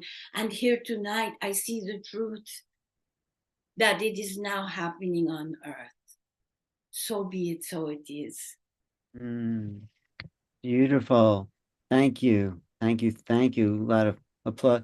Someone asked about a timeline, but I think you're saying the timeline is up to us. And the timeline is happening right now. See, if you look to the future, look to the past, look over there. The problem is you delay the timeline. Don't be looking anywhere, but the truth that the timeline is happening right now. If you take that seriously about who you are and start to become it, you will be amazed how many humans across the planet right now are becoming it. And that becoming is transmissible and it starts to create a wave. So I would say you are in the ascension right now. Don't look to the outer world right now yet to see the results of that, although you will see miracles. I feel this, Scott. Do you feel this in your body, Scott? Because I'm feeling the vibration. You're muted, Scott. Scott, unmute. No, that's okay. All three of the beings that are with us tonight are clear channels. I'm so impressed with Jessica and Marilyn, and of course, already a big fan of Vok. Marilyn, and Zazar, I'm so appreciating your very beautiful enthusiasm. There's a real optimism, which we need. That optimistic vision and view is beautiful, and that you're encouraging us to really be fully present, not to be waiting for the future, but to really in present time know that the Great Awakening is happening, that our consciousness does make a difference. So I'm appreciating that very much. I want to read a couple of comments and questions from our audience. Ayada writes, I feel incredible after listening to Zazar. Totally resonate with the message. It is congruent with the sensations I've been getting. Dia writes, Marilyn, everything you are saying resonates and inspires. Eleanor Joy writes, Ian and I are really appreciating these two channels. Sylvia sending blessings. Susan says, so be it, so it is. Sylvia is pointing out about the animals, the trees, the winged ones, even the stones, that the radiance percolates through all. We're not getting questions, we're just getting Well, appreciation. this last one is a Yeah, question. sure, yeah. Yeah, go ahead and read it. Go ahead. And How read it. much of human evolution is fixed and predetermined, and how much is still dependent on shifting timelines and collecting choices for better or worse that may lead to regress and descent into violence and darkness? So, Bess, how much is set and how much can we change the timelines? I think the question is. You already are changing the timelines. Let me tell you this, there is something, universal law called free will. The beauty of free will is Source bestows upon the material life forms free will so they can begin to decide for themselves which timeline to be on and how to awaken and how to realize the truth of who they are. And so you have free will to do this. This is all up to you. Don't believe this is not up to you. Those are the old programs. This is up to you. And you are blooming. And I see the sprouts in so many of your hearts, the sprouts of the lighted way. And you can become one of the lighted ones. Here's what I want to also say. I know it is very difficult on earth right now. And as much as you can, stay out of the darkness, stay out of the dark news, because there are those on earth right now who are the lighted ones, who are human, who are holding steady with only the light. And as you hold steady with the light, the outpouring of it, this is light technology, actually dissolves that which is what is so scary for you. It dissolves it, but it has to come through the human. It can't come through any other higher being, has to come through the human. And so I say to you, you determine the timeline. It is time for you to realize you can take your sovereignty back. You can take that, anything that is not in your highest good, you can begin to say, no, I am not going to do that. I am going to be an inner discoverer of all that I am. And then I will let that flow out and know that as it flows out, everything out here will begin to change. You are the bestower of the new reality. It is time, it is happening. Know this. And for some of you, you can be the lighted ones who hold steady in the light, which is probably the hardest job on your planet because there is so much incoming traffic that is difficult.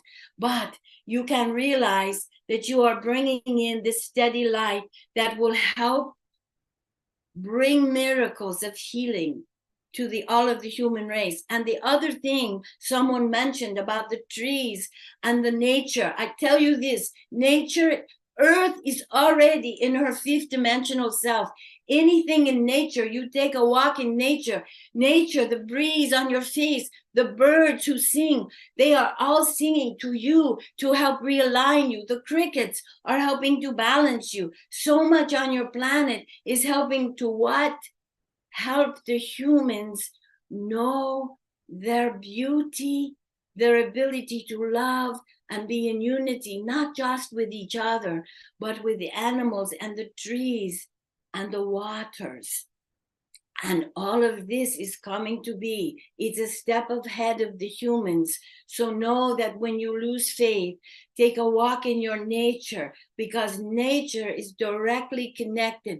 You might say nature is the one phone that is never disconnected and never runs out of the batteries. Mm-hmm. And so now you can all learn to be the phone that has direct access to the higher wisdom so that you can bring above to below. I'm so appreciating this. And we usually end at 8:00 and we still have to go to Vox. Oh yeah. I just want to say, Scott, this is epidemic, what she said, and I'm feeling that. And we are the projectors. That's what I got. We can actually walk. I mean, we always thought that, but we can actually walk down the street and project light and love. I mean, this is exactly right, Alan. You do this already. And you cannot believe. See, we can see, and I know we have to go, but we can see from where we sit how you do that and what it looks like. and the diamond light that is dispersed, and we watch it turn up someone else into their light. Just like, darkness can do that to each other, but we can see this. You have to go on blind faith that this is true. All I say to you is, for 1 month, live as much as you can in the high vibration of light, and then you see how you feel in your frequency state. Thank I you. do want to let people know how they can get more of Marilyn. And there's two things I want to point them to. First off is her website. And the website is theshift.rocks. I've never seen the rocks as a extension. The shift rocks. Yes. The shift.rocks. What a great website. We found it. We found it when we made the website, and we've never seen it ever since. So, Wow. So it's kind of like just for you. It feels like that. Well, that's pretty awesome. Well, definitely go to the shift.rocks. You can, again, read more. Definitely always register, enter this amazing, beautiful world of Zazar and Marilyn. And then I also want to point out your YouTube. You did a full, longer YouTube. So if you go to New Realities, by now everybody should be subscribing to New Realities. I'll put that in the chat too. Also want to say Marilyn's going to be at the Conscious Life Expo in LA. Okay, I'll be there, of course. And she's also doing a special retreat in Sedona. I have that flyer somewhere. I'll put it up there. I'll send that to you. February 23rd and February 24th, we'll be in Sedona for a month. We're going to have this wonderful workshop Friday night and Saturday, and then Saturday night we'll go out under the stars again. Here we go. That's it right there. You see that? There, that's her. That's in Sedona. So, we're going to have a great time because we saw incredible ships, Scott. You should have been there. We saw a line of ships that just drove by us. I mean, so. Well, Marilyn, right now I want to schedule you because I'll be at the Conscious Life Expo. We'll be doing the Awakening World from the Expo, just like Alan and I did 2 weeks ago from the Stairway to the Stars. So, Marilyn, I look forward to meeting you in person, and please come be on the Awakening World at Conscious Life Expo in February. Awesome. I will be there, Scott. Fantastic. Thank you so much for your beautiful service. Thank you. Thank you. And all the people who work with you, Marilyn. Diane. Yes, Diane and Jen are right here. She has an incredible team, Scott. They are so supportive and they form a bubble of love, the three of them. And they also have beautiful services as well. We have a big sanctuary where we do retreats and workshops. Just amazing. They have a beautiful sanctuary in upstate New York. We'll let people know about that on upcoming shows. Maybe we'll have all these people back sometime. We've got to. Absolutely. I would love that. I would love that. Thank you. Thank you. Marilyn, thank you so much. Scott, thank you so much. Now, tonight's show is going to go a little bit longer because we haven't even heard yet, I mean, briefly, but Vox is with us. And Vox, I want to just prepare people to really get ready for a transmission because, Alan talked about, are you feeling it in your body? Yes. And I always feel it through my whole being when Vox is bringing through her transmissions. So Vox, just maybe share a little bit about what's about to happen and how we can best receive what you have to offer. Yes, and thank you. Well, I am what the Elohim calls a transcendent bridge. And so I'm like a divine vessel that's capable of facilitating like altered states of awareness and consciousness above and beyond the normal or merely physical human experience. And so with that, Jessica was talking about, it's like the flip of a switch. And it's really the same thing for me with kind of that flip of a switch. There's an open channel. And I feel that kind of bridging of the energy and frequencies and symbols and stuff that just comes flowing across that bridge into me and outwards to people that are listening, to participants. So through my voice, when I am singing, I actually see symbols that come out. But it's really about frequency resonance and vibration.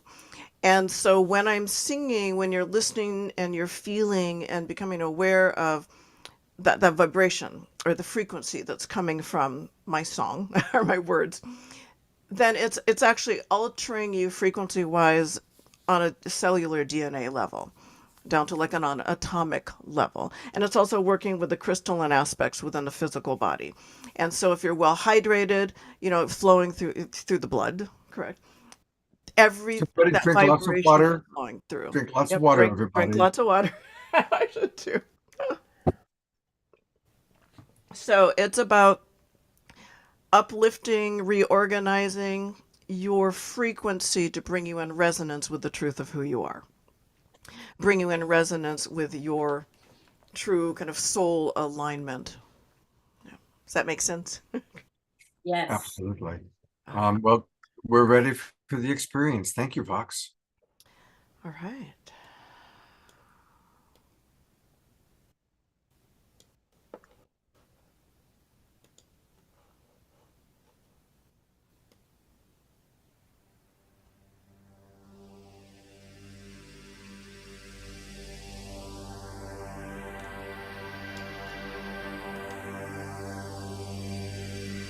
Okay.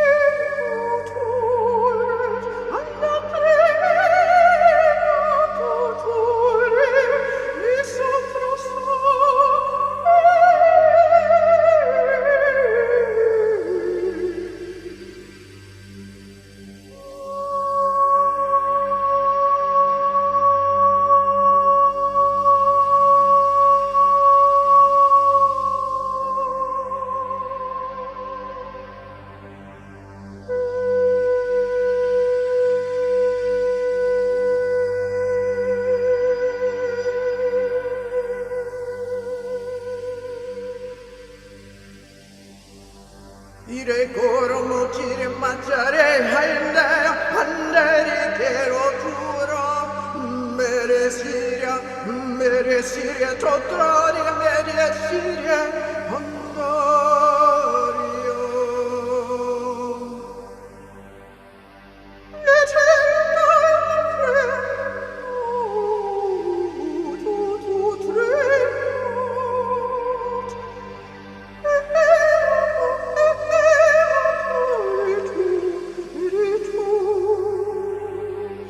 Meçhure annari bire suron Indere kereman sure çutridyetrende Inde sura matroya gires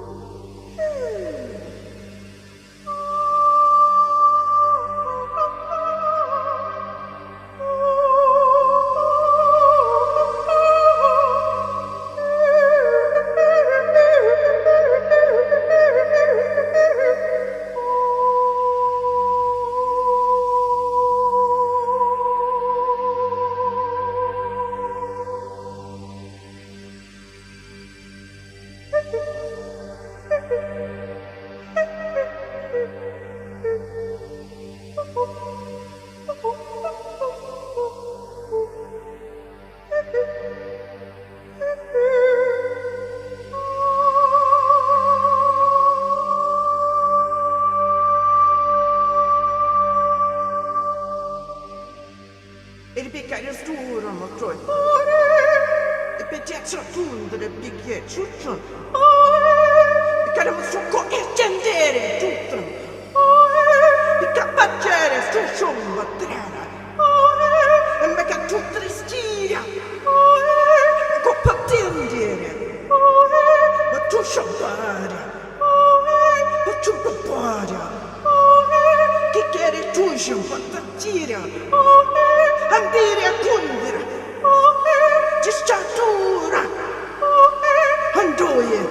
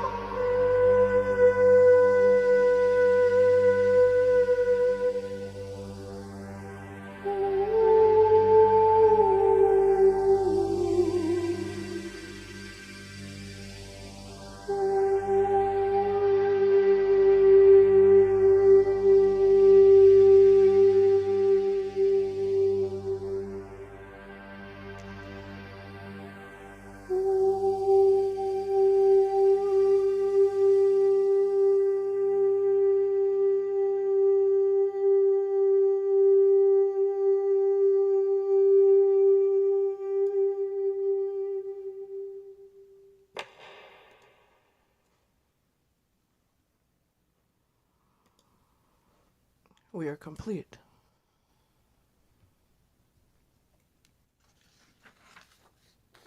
I just want to give everybody a moment to and come back into their bodies.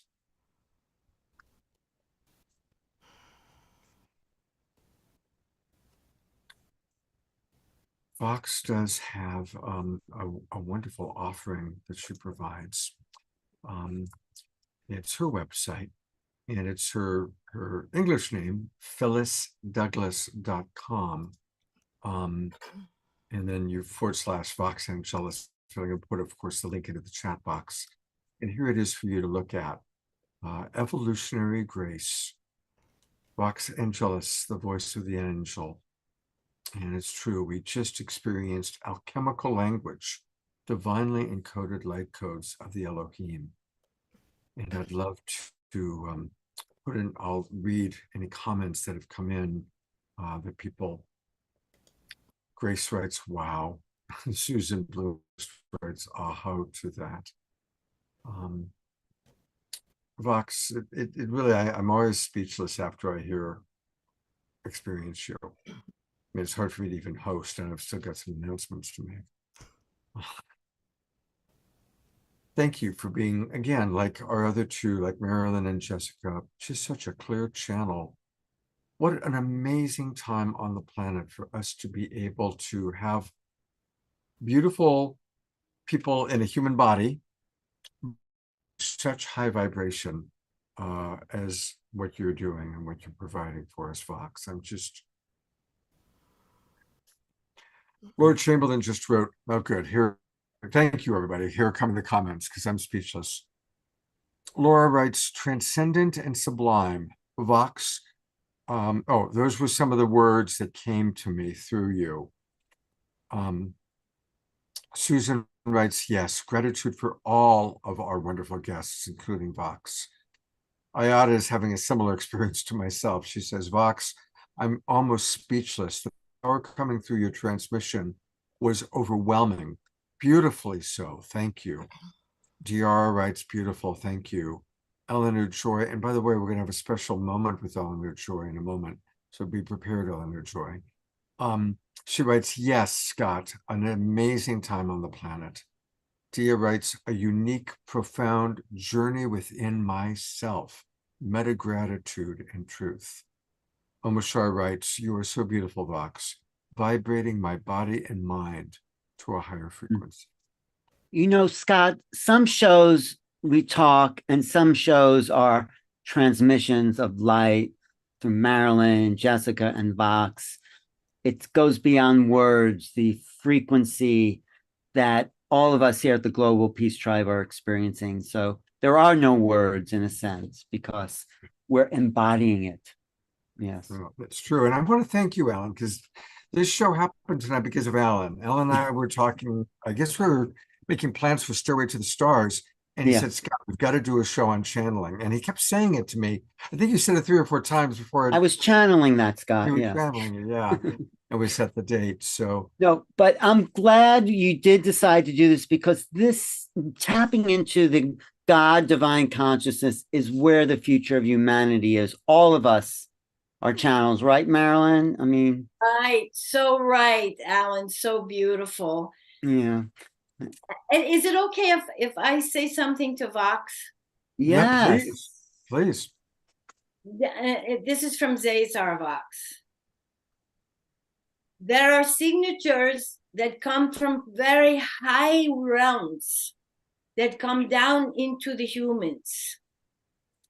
You, when source breathed sound with the sacred designs embedded in the sound, that is how life form began. That signature of the breath of sound with sacred design, some humans are able to transcribe that signature of the very first breath.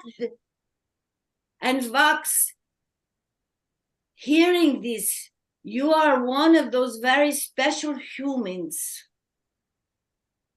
that actually transcribes that signature through your voice for others to feel the very highness of that signature, to grow the light in the heart. I just wanted to tell you, just the other day in masterclass was talking about sound, and some humans have this gift of transcribing this highest signature. And I bow to you. Thank you so much. I really appreciate hearing Thank that. you. That's beautiful. Well, I bow to you, Marilyn. I bow to you, Vox. I bow to Jessica, who's finally gone to bed. She's in Italy, where it's the middle of the night. Yeah. And thank you, Alan. And Alan and I will be collaborating soon. We're going to do an end of the year prophecies show. So Prophecies for 2024. We have a bunch of guests I'm lining up. I think it's going to be fantastic, Scott, because everybody wants to know the weather report. And like Cesar said, it's up to us though, too. It's up to us. So I've got a few announcements, so stay around. And then we've got something very special that we're going to conclude tonight's show with. But again, thank you, Alan. Thank you, Vox. Thank you, Marilyn. Thanks, I want Scott. first off just let people know what we've got coming up. This Saturday night, the Dreamers are coming back. You remember Piper Dellums? Well, she has the most amazing crew of people from all over the world, and we're going to be meeting more of the Dreamers and learn more about what they're creating. And another amazing sound healer will be with us, Dr. Ivy Hilton providing music, a new special musical guests, Mark and Kim. They're a beautiful couple playing. Carissa Ayers will be back playing music. It's going to be a very musical night on Saturday night. And then I want to really let everybody mark your calendars now, because 2 weeks from now, we've got a very, very special show coming up. Deborah Giusti will be hosting, and she was with Alan in Egypt. And Alan, it's going to be a special show with the Stargate Experience, Viviane Chavot, all the people that you were with. I hope you can join us that night. Okay, I'm going to be traveling. I'm actually going to be in because, Mexico next week for the World UFO Congress. So let's see if I can make that. Yes. But that sounds like a great. We had an incredible time in Egypt.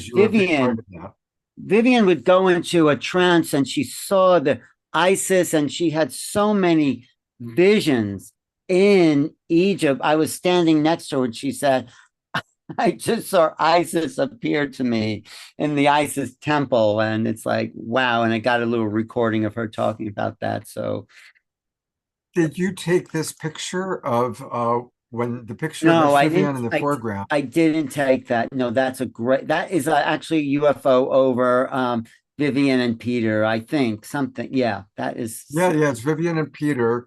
And as the picture was snapped, this incredible UFO over the pyramid. I mean, yeah, that was. So we're going to learn all about that amazing trip that you took, that you helped to organize. Yes, I did. Be 2 weeks from now. And actually, next week, we're carrying a whole ET Galactic conference. Sylvain, who's creating the diplomacy mission with the Galactic family, is going to be doing a conference, and we're going to carry the whole thing as a special 3-hour Awakening World next Wednesday night. And then 2 weeks from now is Egypt. I just want to say, Scott, I'm going to be in Mexico next week at this. Do you see this conference coming? No. Do you see that on your screen there? No. We see it only half. We see half of it. Sorry. Here, let me just there. Do you see that now? Yeah, now we see it. Okay. Yes. With Michio Kaku, Avi Loeb, and Jaime Maussan. It's called the World Ufology Conference in Mexico City. I'm speaking there and emceeing. It's a fantastic event. So if anyone's coming from Mexico, meet us there. And there's a lot of UFO New Realities. Go to YouTube. Make sure you subscribe to New Realities. Yes. Go watch the entire YouTube with you and Marilyn. I know that a lot of our people are going to want to watch that. Oh, yeah. I'll put that back in the chat. Thanks for listening, being open to this kind of show, Scott. And it's always fun the audience is what makes it. We're with people. We're not talking to people. We're talking with the Global Peace Tribe. That's my feeling. They are with us. They're not an audience. They are as much a part of all of this, especially when you flash them and they're smiling, clapping, and dancing and hugging and singing. It's a family here. So They are our family. Hey, I almost forgot to show people that there's going to be a great retreat that is going to be taking place that Vox wanted us to let people know about.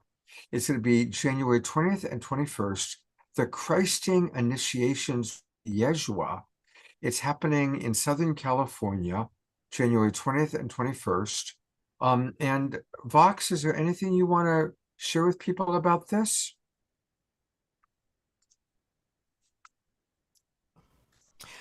Yeah, actually, Yeshua, Jesus had come and said it was time really to assist the halo opening, which is referred to as the Christing.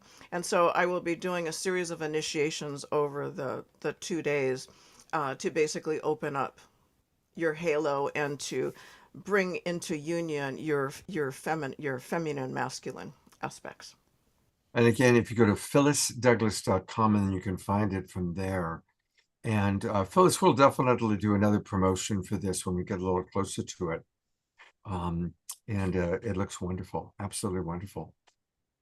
Thank you. Thank you again for blessing us with your presence. Well, Alan was just talking about how we really are a family. And the person who really first got up and started moving and grooving and dancing, of course, is our beloved Eleanor Joy.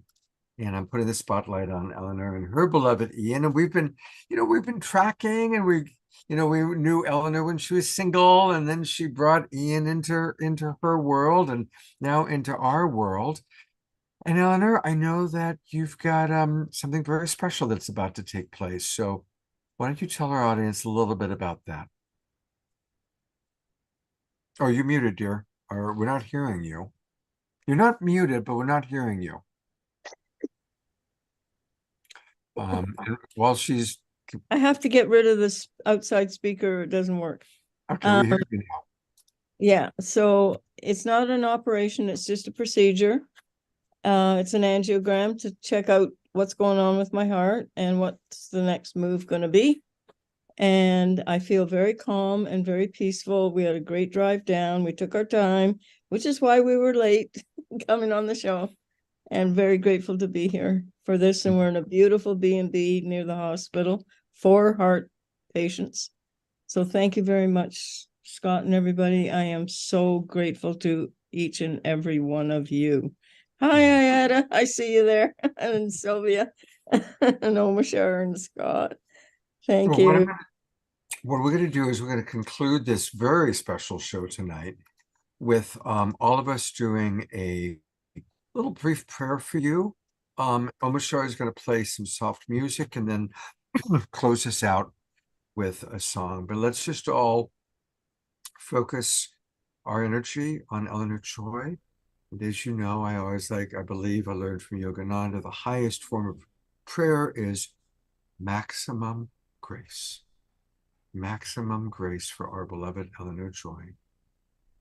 Maximum grace for her beautiful body, that body that inspires us, that we watch dancing every week through the Awakening World shows.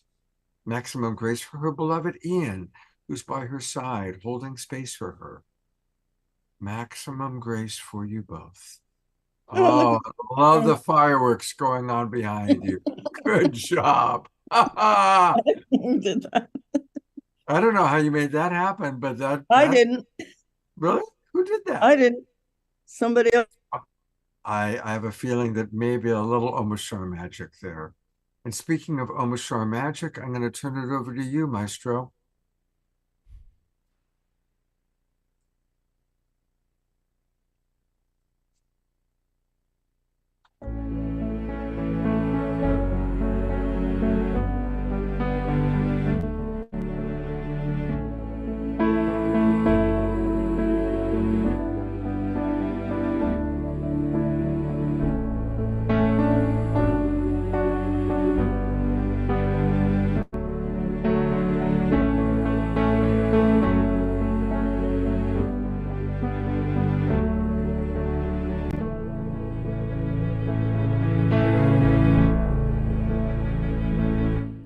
I give thanks for the warmth of our brother sun's rays. I give thanks to the creatures and the joy in their play. I give thanks for this moment upon this sweet earth. I give thanks to the love that called me into birth. I give thanks to Creator in whose arms do I lay. I give thanks.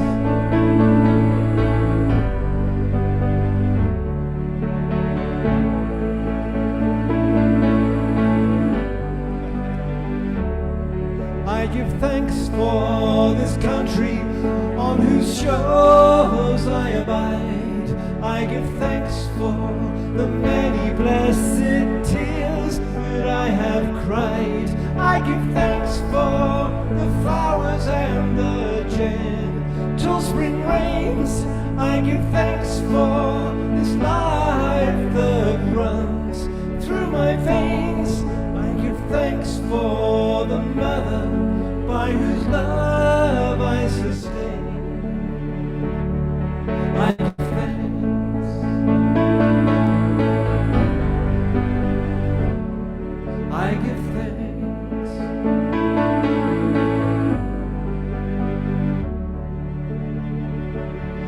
I give thanks for the creation of the global peace tribe. I give thanks for the people that tune in night after night. I give thanks for this moment as I look around the room and I see smiling faces as we all connect through Zoom. I give thanks for my new friends as we lift each other up. I give thanks.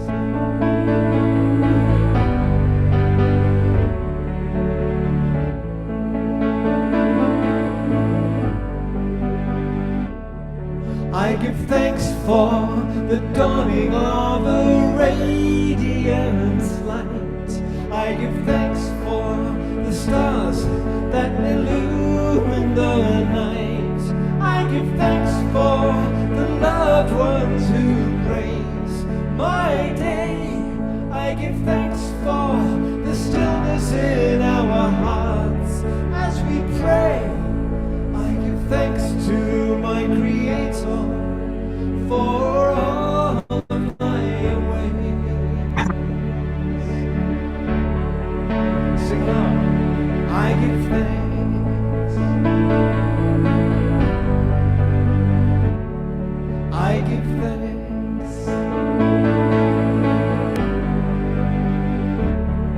I give thanks. I give thanks.